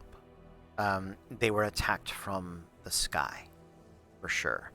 But as you look around, you can see remains of some bodies, some bones. None of it seemed to be a large pile, but there is a larger opening towards the center of the town, and as you get up high, you can just make out the shadows of what appears to be some taller buildings and some taller, perhaps weapon or defensive structures that are, being a ranger, I will go ahead and tell you they are just to the southern side. It's not dead center of the town, but it's about quarters. So it's going to take you guys probably 20 minutes walking. Carefully and quietly make it over. Can I tell if they look manned? No, you don't think. Well, one, you can't tell. It's too far away. But from the Okay. evidence that you have seen here, nothing looks manned. Understood. All right, I will start whipping back to everybody, and I will land there, and I will quickly just like get my wings immediately folded back in and under the cloak and everything, and there's just Can I just gently I would like to nope, I don't want to do fire damage, Jim. Never mind. I was gonna see if there was a way I could just warm like Yeah, like, Sarai's just gonna hug hot him. hands. Sure. Make medicine checks. Okay. Can I do it with Arcana? No, this is very specifically treating like hypothermia. 9. 21. Yeah. You're trained in medicine, aren't you? I am. Nicely done. So, yes. But why? Well, we're trying for this exact moment. So yes, you between through Sarai's guidance and the heat-based powers of the Phoenix Soul that is Fable, you guys are able to help Sirach warm up. So with those efforts, Sirach, I'm gonna have you make your Constitution saving throw with advantage. thank you. Hey, 17 plus 2 for 19. Easy, DC of 10. So, Yeah. Thank you. Of course. We want you, okay? Fable was so stressed the whole time you were up there. She's like going through and she knows. See, it's because she knows cold. So she was just like, he's up there too long. It's not okay. Nothing's okay. Like, I'm gonna have to do this at with the this feathers when he point- gets back down. At this point, Sirach begins to regale with the with what he's seen, most specifically to the armaments and opening in the middle of the town.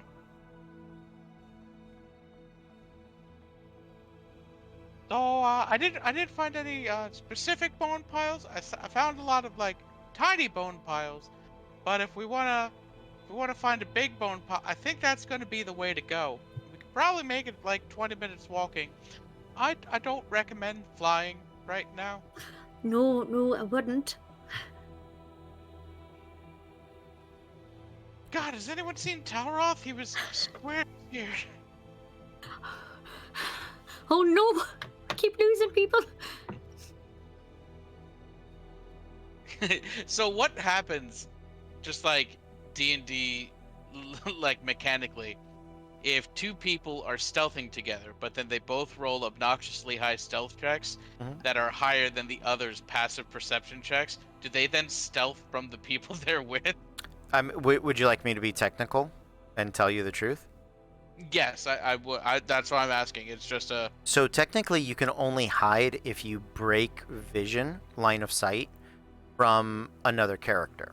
Blinking doesn't count. You can't just blink and they're gone. So that's why a lot of abilities allow people to hide while being lightly obscured, such as by foliage or fog or things like that. Because normally you have complete cover. You have to have something that you have to have complete concealment. So the other character has to be effectively blind to you for you to be able to hide from them. Which is why if you guys are standing next to each other, unless one of you is invisible, you really can't hide from each other unless I'm missing something. Dalroth. Which does bring up a question. Is it snowing? So it is, that's a good question. Let's find out. So there is snow out here, and some of it does get kicked up by the wind, but it is not actively snowing at this time. So would it be more like a mist? I'm thinking more like a winter movie holiday, where like it's fine, it's on the ground like piled up, and then the wind comes through and the snow spirals up into the air and then settles back down. This is again a Floridian's understanding of winter and snow. You think we're in a snow globe? No, I mean not really. No, but we're in downtown. We're in Disney when they do the soap bubble snow. So it's not even like that. Snope. So I literally am just thinking of the end of any Christmas movie. But it is not snowing. There is perhaps some flurries that get kicked up by the wind coming through. I wouldn't say it's enough to be called like a mist or a fog. I don't think it's quite enough to be like a lightly obscured, if that's what you're going for. The reason I ask is because of the Wood Elf racial Mask of the Wild. I can attempt to hide even when lightly obscured by foliage, heavy rain, etc. So I'll say, when the wind is at its strongest, you could probably attempt to hide from somebody. That I'm fine with, because also from my experience in the cold, when the wind is really kicking, your kind of eyes are watering and stinging and blinking and all of those sorts of things. Anyway, I also figured just because his stealth rolls are always so ridiculously high, the minute we go somewhere that isn't home base, Sarai just sort of forgets Talroth exists. He's going to be going and doing whatever the fuck it is he's going to do. He always comes back. Like, yeah, he always makes it home again. He's like an outside cat. I was about to say, Talroth is the real cat of the party, not Clever Stitch. Yes. So where'd he go? He'll be back. He's not dead. I try. I can't keep up with him. Someone leave out a bowl of whiskey. I was gonna say that's it. Do we need to find Talroth? She pulls a bottle of wine out of her bag and uncorks it and just holds it up. Shakes it a little bit so you can hear it. Yes, we did just call him an outdoor cat, Kez. So you guys are making your way towards the center of the town? Yes, and if I can do perception checks as best as possible. Yeah, I'm gonna stick with the perception checks that you guys had previously and your passives. You are being very cautious, and you guys had all rolled stealth very well. We're sticking with those. I don't feel a need to re-roll them at the moment. I appreciate. Thank you for asking. Thank you for saying it, because the time you don't say it is the time I'll be like, you didn't say it. So, As you guys are making your way down the streets, let me ask you this question. Are you stopping in any of these other abodes? None of them, as you're moving, most of them seem empty, broken. You can see the barricades that have been sort of smashed in at different places and points. There's a fair amount of just debris and detritus. Some of the walls have been shattered down. What is roughly hewn stone and ice used as mortar in just the most haphazard of igloo wood and stone pieced together. A lot of it broken, shattered. Some of the places you can kind of easily, you have to look in because there's just literally no walls to obstruct your but of the places that you are traveling by, there doesn't seem to be a lot of value that is here. As far as metals, as far as sellables, as far as even basic supplies or things like that, a lot of this has either been picked over by what you assume to be the draconic assailants of this initial fight, or any sort of foodstuffs have been foraged by, you're hoping, would have been the wildlife of this place. What you're hoping. I'm good to keep going to the bones. Yeah, unless we think there's a possibility of some kind of, for lack of a better term, survivor we could befriend. Like, I don't think... I feel like the chances of us getting into anything that would be helpful and not just slow us down are probably fairly slim. Okay. Those two are heading there. Sirach? I'm headed with, yeah. Great. Talroth? Anything different? I'll stick a little bit to the outside just to kind of keep more like a perimeter. Sure. Because something, it's like, at least for Mars, something about this isn't feeling right. So it's more the paranoia. So he's just kind of sticking like away. Probably about 40 feet or so. Okay.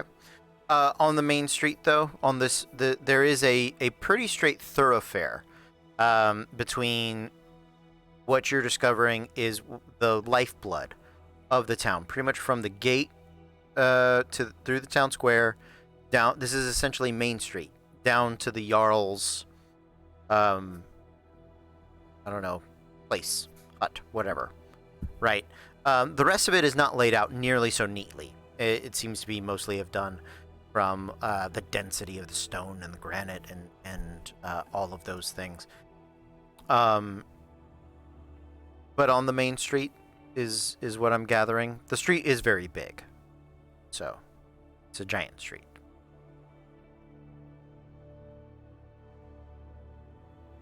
So as you guys are Yes.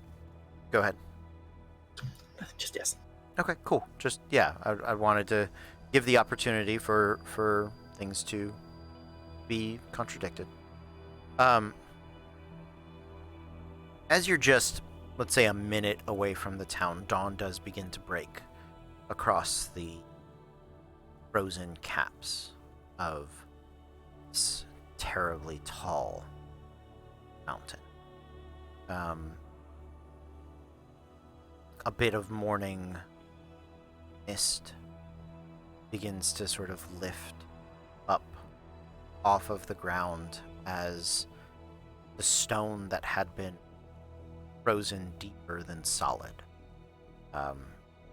under the weak rays of 10 a.m. sun, into evaporate just a little bit. It's a fine mist. It doesn't raise higher than your knees. It's sort of like when you put water in a cup of ice. There's always there's just that little bit of fine cloud, kind of, that can pop up sometime. The wind continues to howl, but it does die down as the sun begins to out and start to warm things. You can see there is very little hanging in the way of frosticles and things like that. That it's all sort of gathered, and if it's ever big enough, it would have fallen by now. But there is frost on each of the buildings and the openings, the giant doors. Most of these places are covered in leathers that have been worn, furs and hides, dragon scales even. Much of it broken. These central towers are what appear to be large ballista atop different bone work ramparts. There are 4 of them that are set to guard central portion of this town. This central field is very large. It is more than just a town center.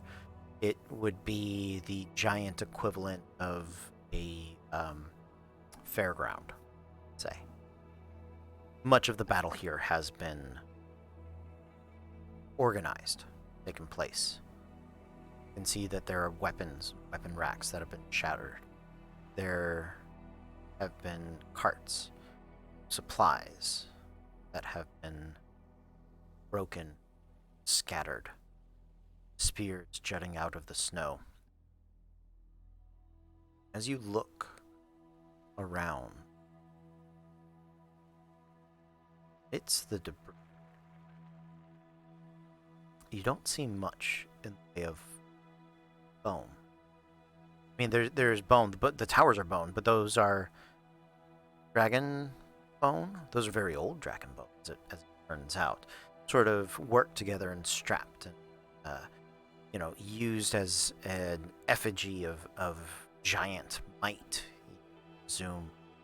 And atop them, the structures are wooden and metal and well worked. But among the dead,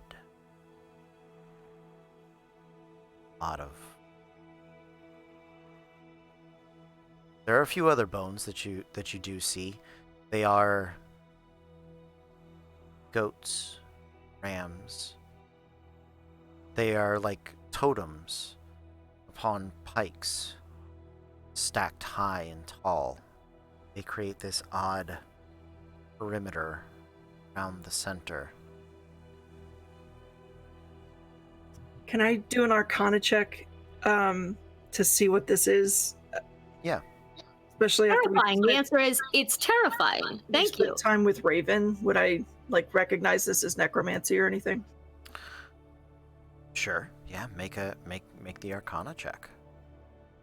Fucking yes, smart. Natural 1 for a 6. Can I, if I'm assisting with her, give her advantage on that Sure. Arcana? Yeah. Absolutely. Please roll again. Yeah.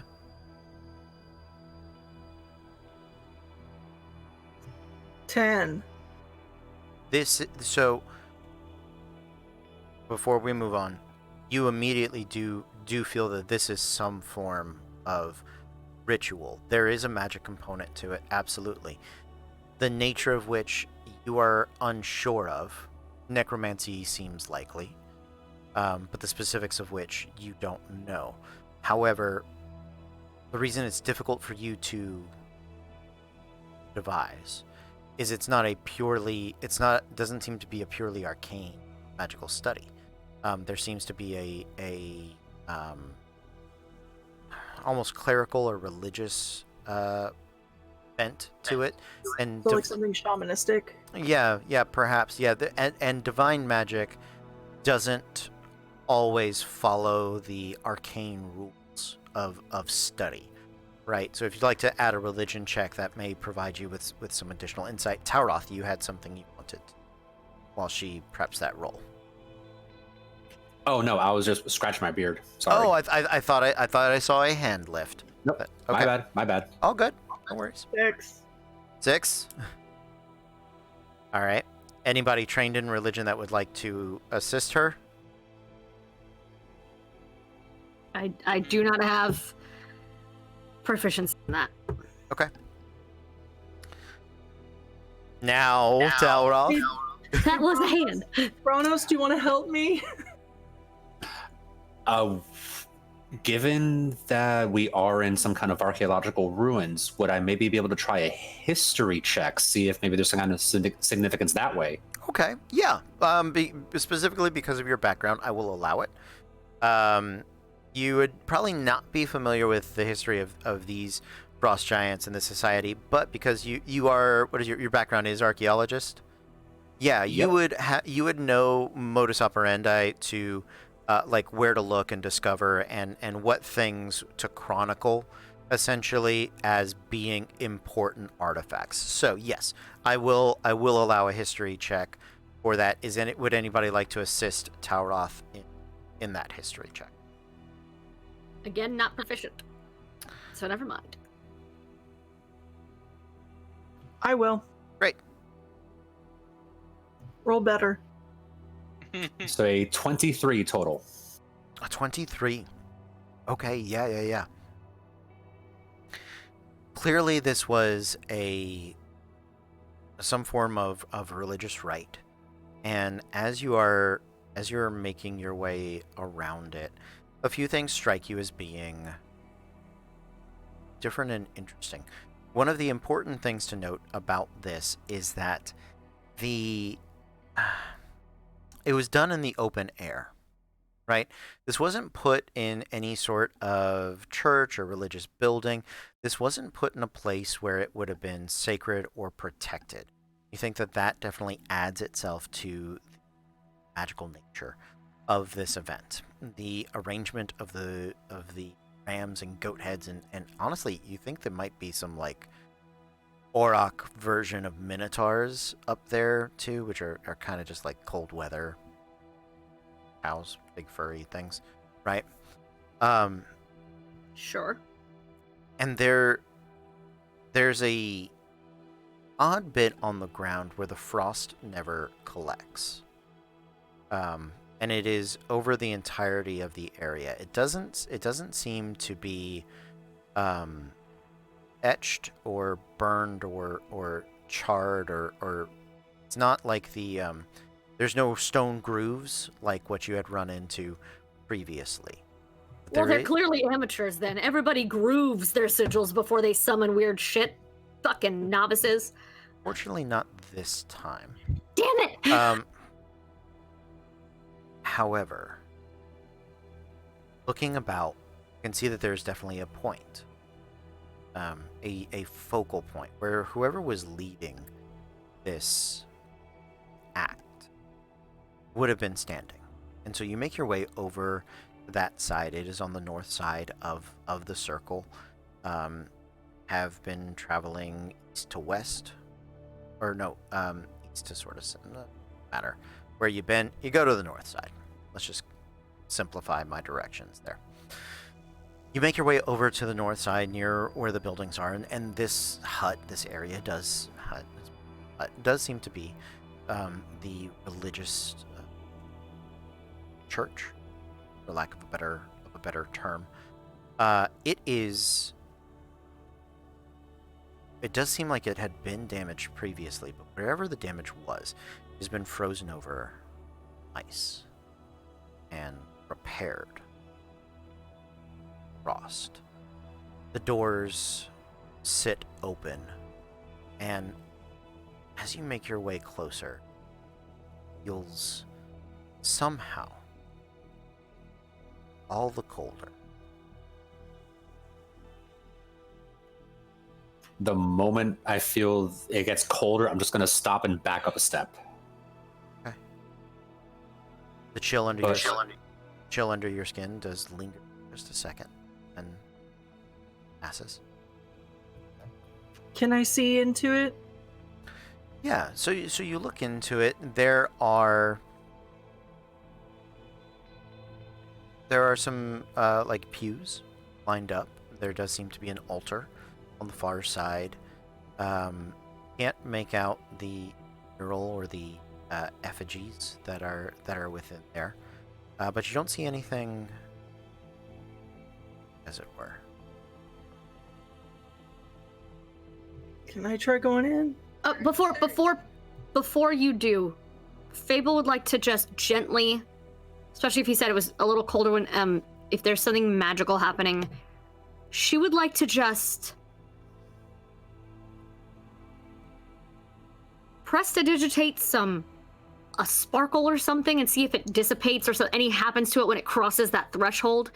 Like if anything weird happens to the magic, to try to trigger a trap or to try to whatever, like, Okay. I don't know, just in case. Sure. Yeah. What sort of cantrip or spell or ability do you? Honestly, yeah, firebolt. I just will. Firebolt. Yep. Firebolt goes Pew in. pew! It pews in. It lights up the area. And sort And of. nothing immediately jumps and attacks. Nope. Great, let's go. Before we go inside, though, for the circle, you said that the northern point was where the leader of the ritual would be. Yeah.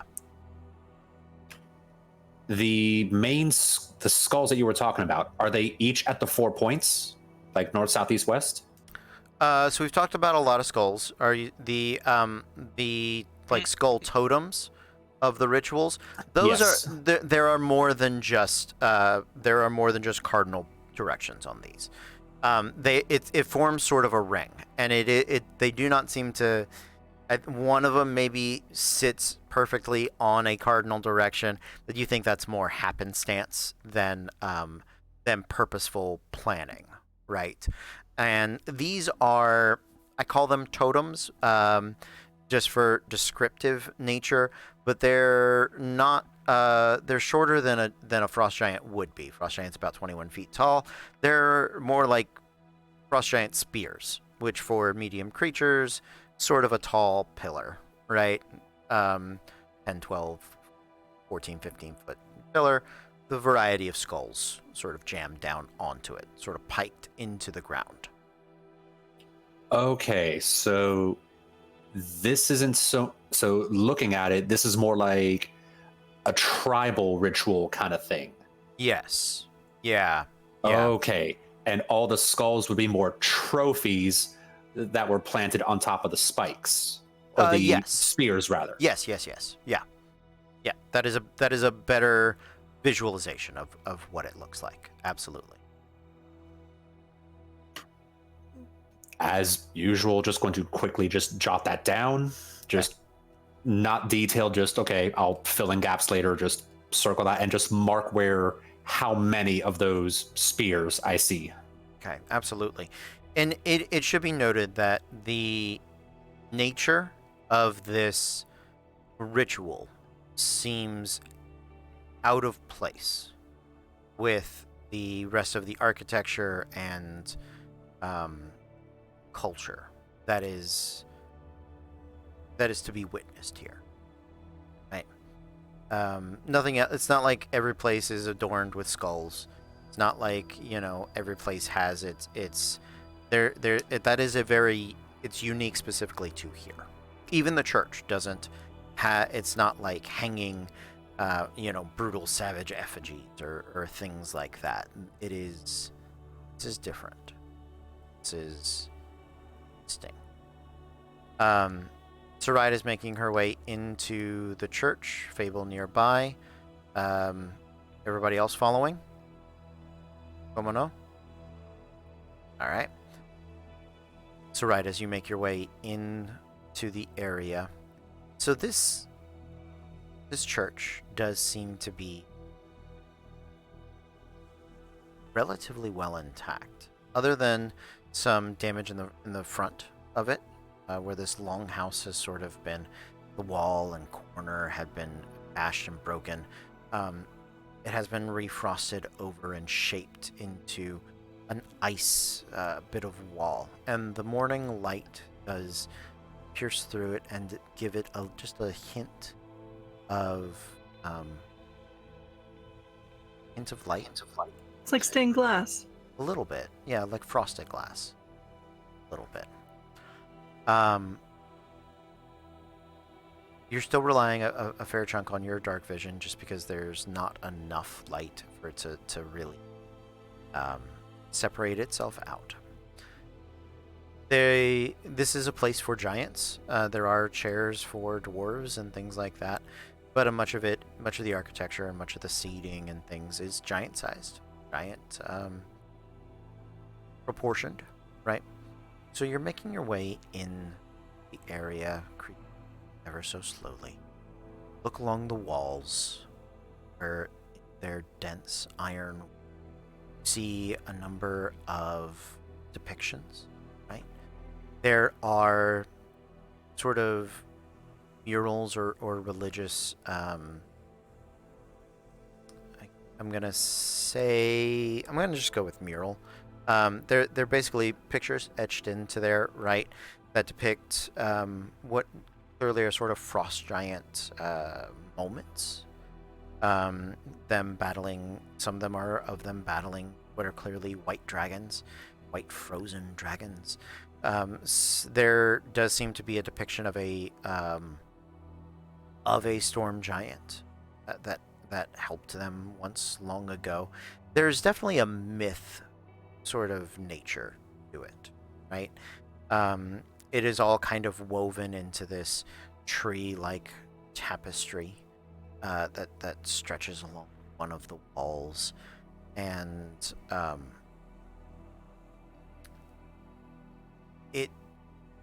the roots of the tree sort of twist into and form icing and crags, and out of those other stories as it stretches ever closer and closer to dais, where religious figure that had would dare to speak. The mural behind it, what you can make out, was once a fatherly winter figure whose beard is wrapped up in the ice winds and lower extremities spread down in trees, whose hair lifts up in the sky and storms. It's very much a kindly, fatherly figure, stern and strong, but protective. Over that, painted in frozen blood crystal, is this horrid, bestial face. His face of sort of a twisted, frozen owl bear. Monstrosity that is obstructing, that is overstepping, that is taken over in place of this kindly Father Winter Santa figure.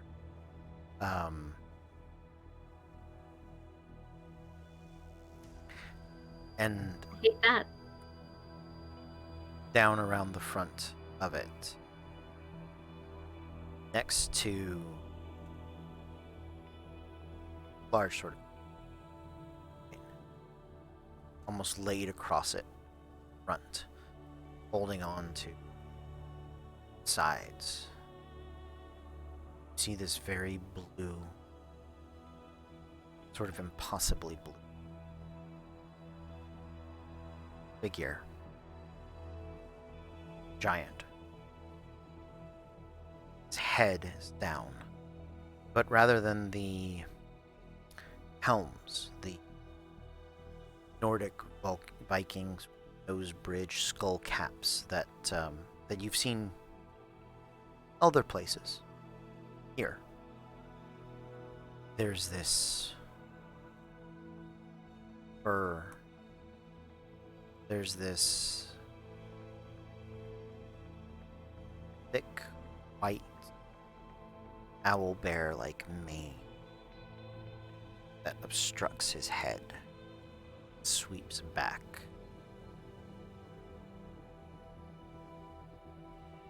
Alroth. Does this mural look similar to some of the ones we saw depicted at the Warden's Towers with the avatars? No. Okay. The thing is it an actual body that's grabbing onto the table? Yes. Is he alive? Does not You know what? That's immaterial. Is he moving? That's really the question here. not moving. Not moving. Two Don't, very different questions. don't know if it's alive. Does not appear to be alive. Fuck me. Okay, I'm going to carefully, quietly make my way up next to him. And touch his hand. His big blue hand. Okay. With my tiny pink body. I'm just doing my Lore Olympus cosplay. Pretty high up there, but I will allow it. As you He just jumps up. Sure. Yeah. You drag over a dwarven chair, dwarven bench or whatever. You can stand on that. You know. As you make your way there. I do want to see one. I'm very scared. As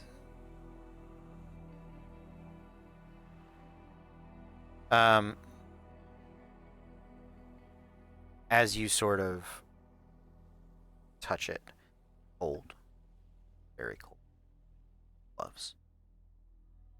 The hand snaps.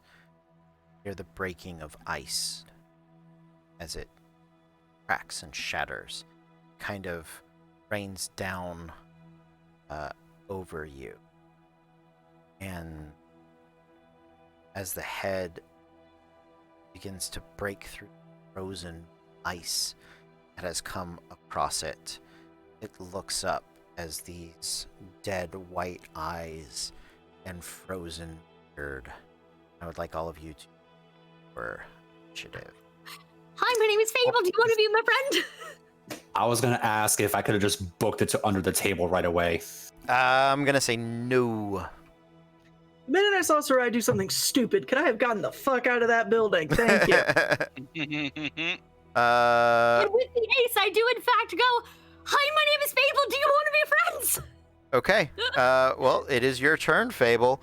Everybody goes before me. I believe it is Fable first, and then Sirach, then Saride, then Tauroth, and then Frost Giant Zombie. Krampus. His name's Krampus. But We know that- what this is. yeah, no, I know that this thing is going to kill us, so I am going to jokingly say that, but then panic and just, before anyone gets in range, fireball. Okay. I didn't ask how big the table was. She can place it behind you. Thank you. Behind the Yep. thing. That's what I was hoping I could go early so no one else would Okay. be in the fucking way. Dexterity saving throw from the Frost Giant Zombie Yes. is a 13 minus 2 for 11. Yes! It's going to fail at my,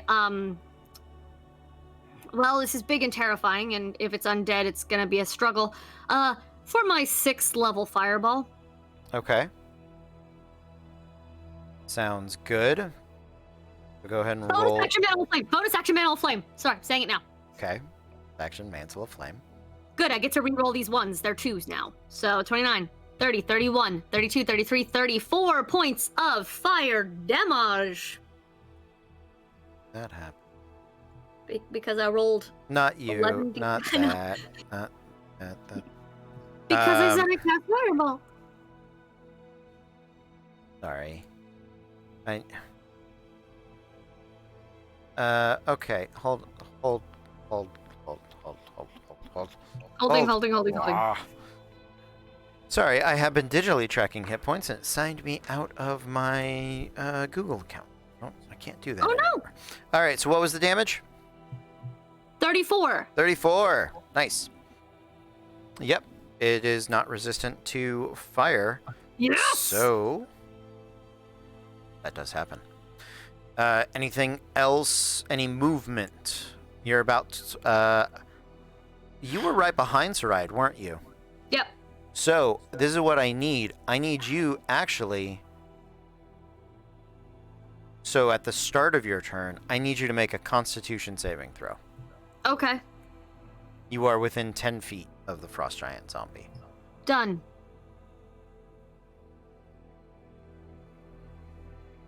$26. Okay, so you get all your actions. Congratulations. Thank you.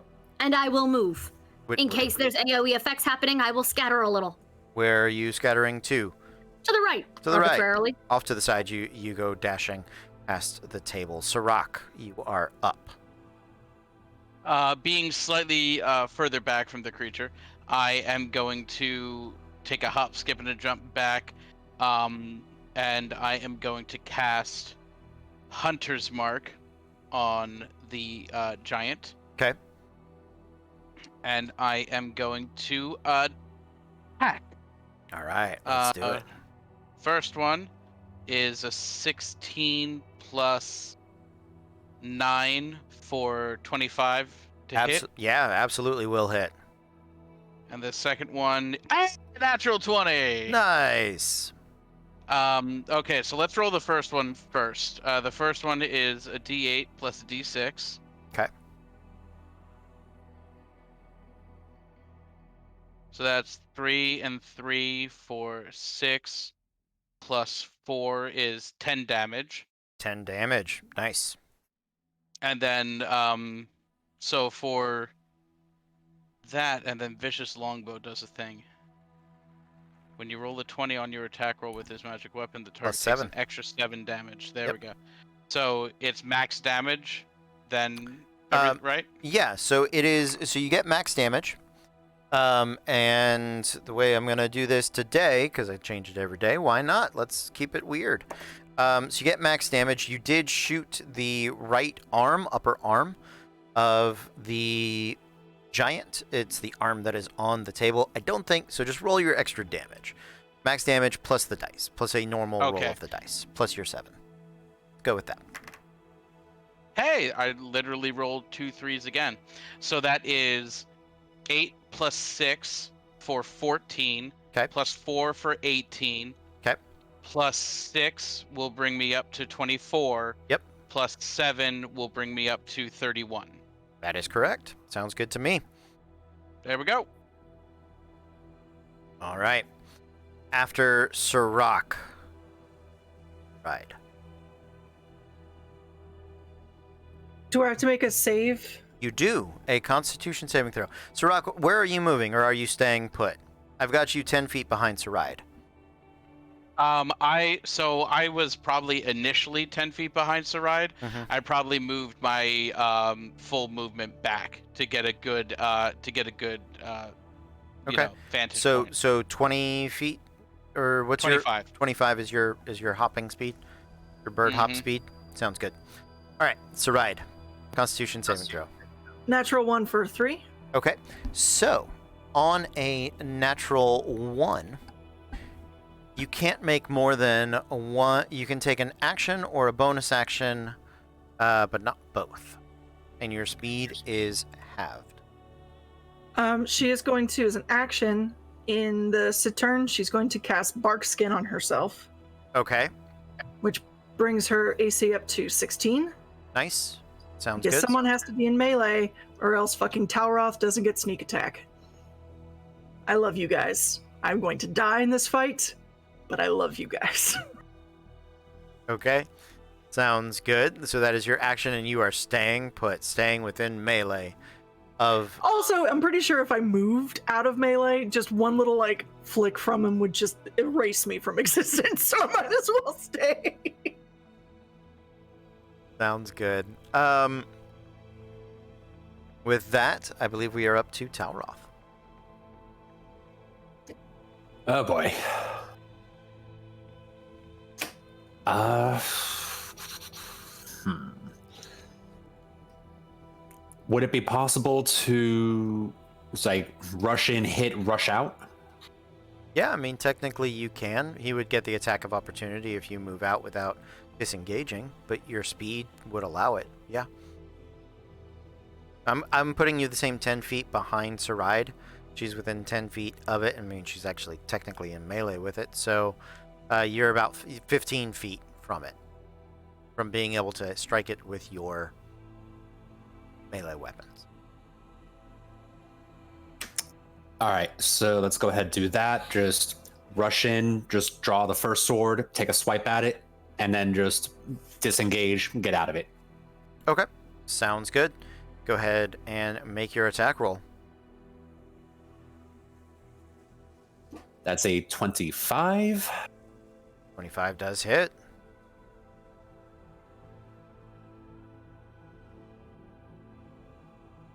And I'll throw favored foe on this one. Okay. So that's going to be a grand total of 30 damage. 30 damage. Nicely done. Okay. I believe that is everything for Talroth. Awesome. Yep. With that, you can see the zombie, the frost giant zombie whose skin stopped rotting just because the world was too cold for it to deteriorate. It is freezer burned and sort of brown. It snaps and cracks as he moves. Lifts up off of the table with both of his massive frost giant arms, is going to reach under the table and then essentially hurl it just down the row at all of you. Like all of you to make dexterity saving throws. Can it hit all of us? I scattered. No, it's a big table. Okay. I appreciate. I moved 30 feet. Like. Yeah, Yeah. He's a 21-foot tall Extra major. giant. Extra major. So yeah. Well, fuck my AoE choice then. All right. You needed to move 50 feet for it to not. You're good. Catch That was you. not. You're good. You did right. I'm trying to reassure you that what you did was correct. You made the 6. the choice. 10. 24. 20. Okay. So, Sirach, you do not have evasion, correct? I do not know. You do not. Sounds good. You are going to take half damage. The rest, and Taroth, you take no damage. The other two of you are going to take full damage of 4d10 plus 6. That is 29 points of bludgeoning damage as the table goes scattering across the church and bashes into the benches. They begin to crash. The path behind you is now difficult terrain. Standing there unobstructed at its full height is this frozen female frost giant. How tall are they? Like, what did you say? 21 feet on average. Fuck, I can't even comprehend that, quite frankly. Okay. 2-story house. Saride's at half. She's bloodied, by the way. Move! Oh my god! I'm coming! Okay. New round. I'm coming Taroth eventually! with the ace. Taroth up first, then the frost giant lady, then other people. Taroth, what would you like to do? Rinse and repeat. Okay. Forward you come running. Saride still in melee. That's an 18 to hit. 18 does hit, yeah.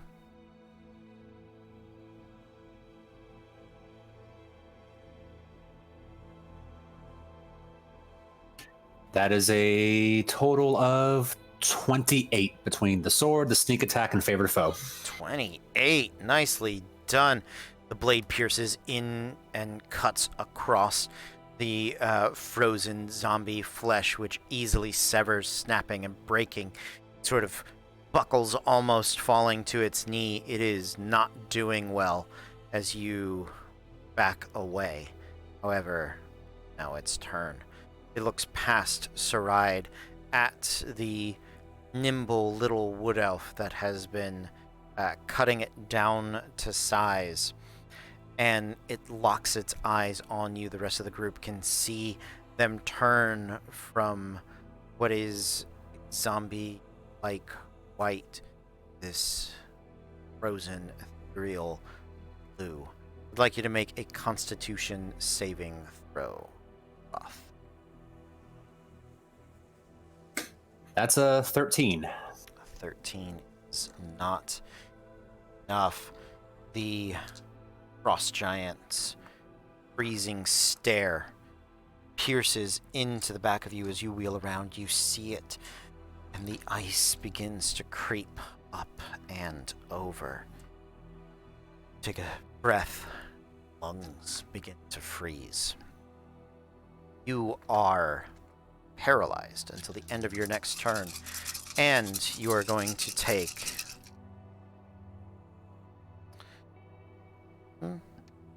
10, 20, 34 points of cold damage. 34, you said? Yes. Ow. Up next is Sirach.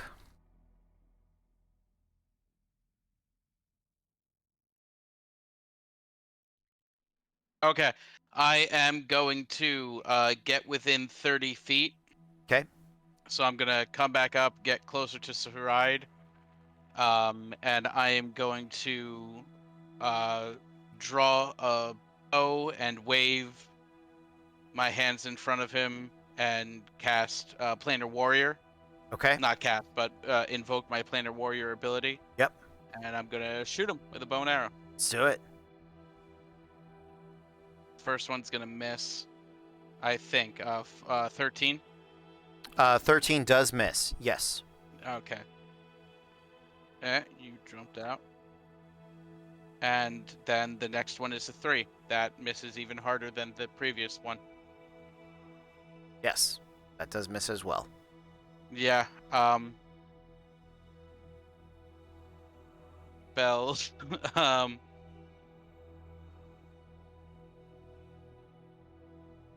I am going to bonus action cast etherealness on myself, Okay. and as an ability for the Horizon Walker. And so for the next, What was the action the for end- to invoke your planar warrior? Was that a bonus action? oh shice. Well, no, Planar Warrior is a bonus action, but it is only invoked after a hit because I didn't hit. Okay. All right. It doesn't. It That's doesn't fine. invoke. Yeah. Yeah. Okay. Just Yeah. checking. So I am on the ethereal plane right now. As you slip into the ethereal plane, you look at the frost giant and you see, hey, and you see the variety of things, but there is definitely frozen spirit puppeting.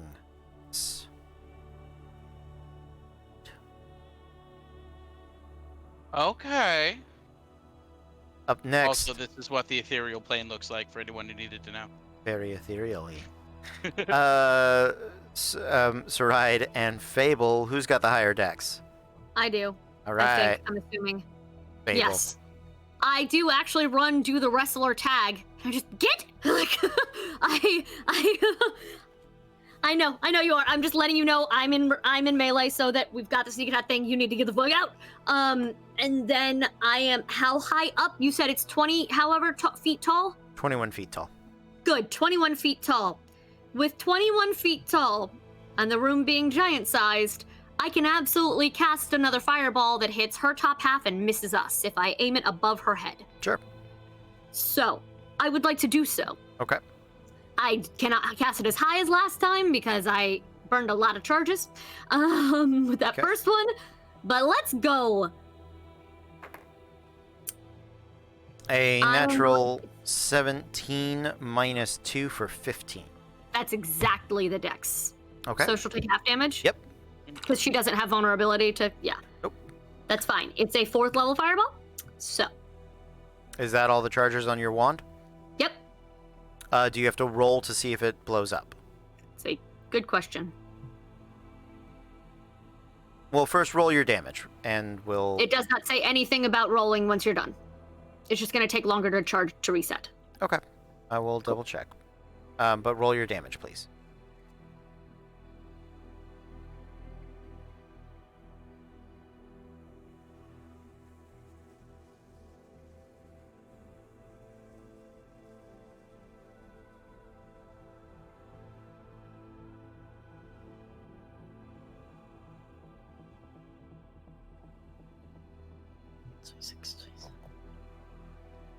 That's 31 points of fire damage. 31 points of fire damage is way more than what you needed. Doesn't matter. What? It had 5 hit points left. Oh, fuck! That is... God damn it. so yes, that is showtime. Okay. Running and in her tiny, tiny, tiny Genasi body, trying to be a shield for a minute, she just fucking runs. And while trying to push Saride away, she just wand into the air with all of her might. Overkill shoots this sun into the sky, essentially, because she watched how hard everybody got hit, and it's, I can do that. I can do that. Like, this is, I won't get hurt. Like, let's go. And it just blows her head off. Absolutely. Yeah. It's like, oh, Head- shit. Head comes completely It's raining now. off. Yeah. And it sort of rains in ice shards. It doesn't a little more like hail than it is like rain. For everyone that has a wand or an item with charges. If you are using an item that has charges, you need to get the full DMG or whatever it may be. Most of these are in the SRD, okay? Because if you expend the final charge Just saw on that, yeah. most things, you have to roll to see if it still exists. Okay, I got a 6. that's fine. Yep. So.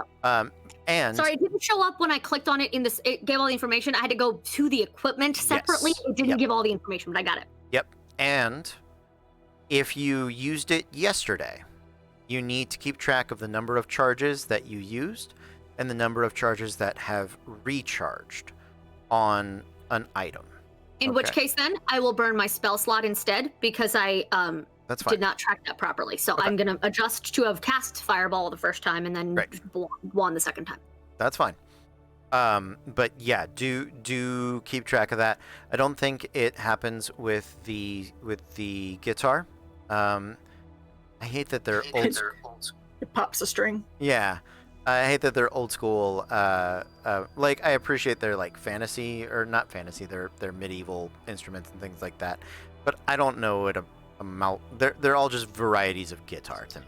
So A Saturn, yeah. Like it's a weird looking thing, and honestly, I'm fine with it just being like a mandolin or something that she can Yeah. actually handle. Because I think a Saturn is like almost as big as she is. is it like a cello sized? Because the only thing They're I can very, very long. They're Do- very, very long handles. The only thing I can think of is a sitar, which I only recognize as being from the Moulin Rouge movie, in which midget, tiny person, excuse me, played by John Leguizamo, Thank you. Toulouse-Lautrec, is playing a Saturn yeah, or sitar. he is when they he do- is When they yeah do Hindi Sad Diamonds in France, but half the cast's Australian. What the fuck is that movie? yeah confused but fun, confused but fun. The true tagline of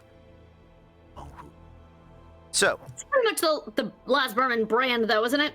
yep, confused but fun. Laz Berman. As the rain of ice and shards begin to fall down around you, you can see the spirit of something, this bestial frozen nature in the wind sort of rushes out and across you all, and on that frozen air you hear life and eternal.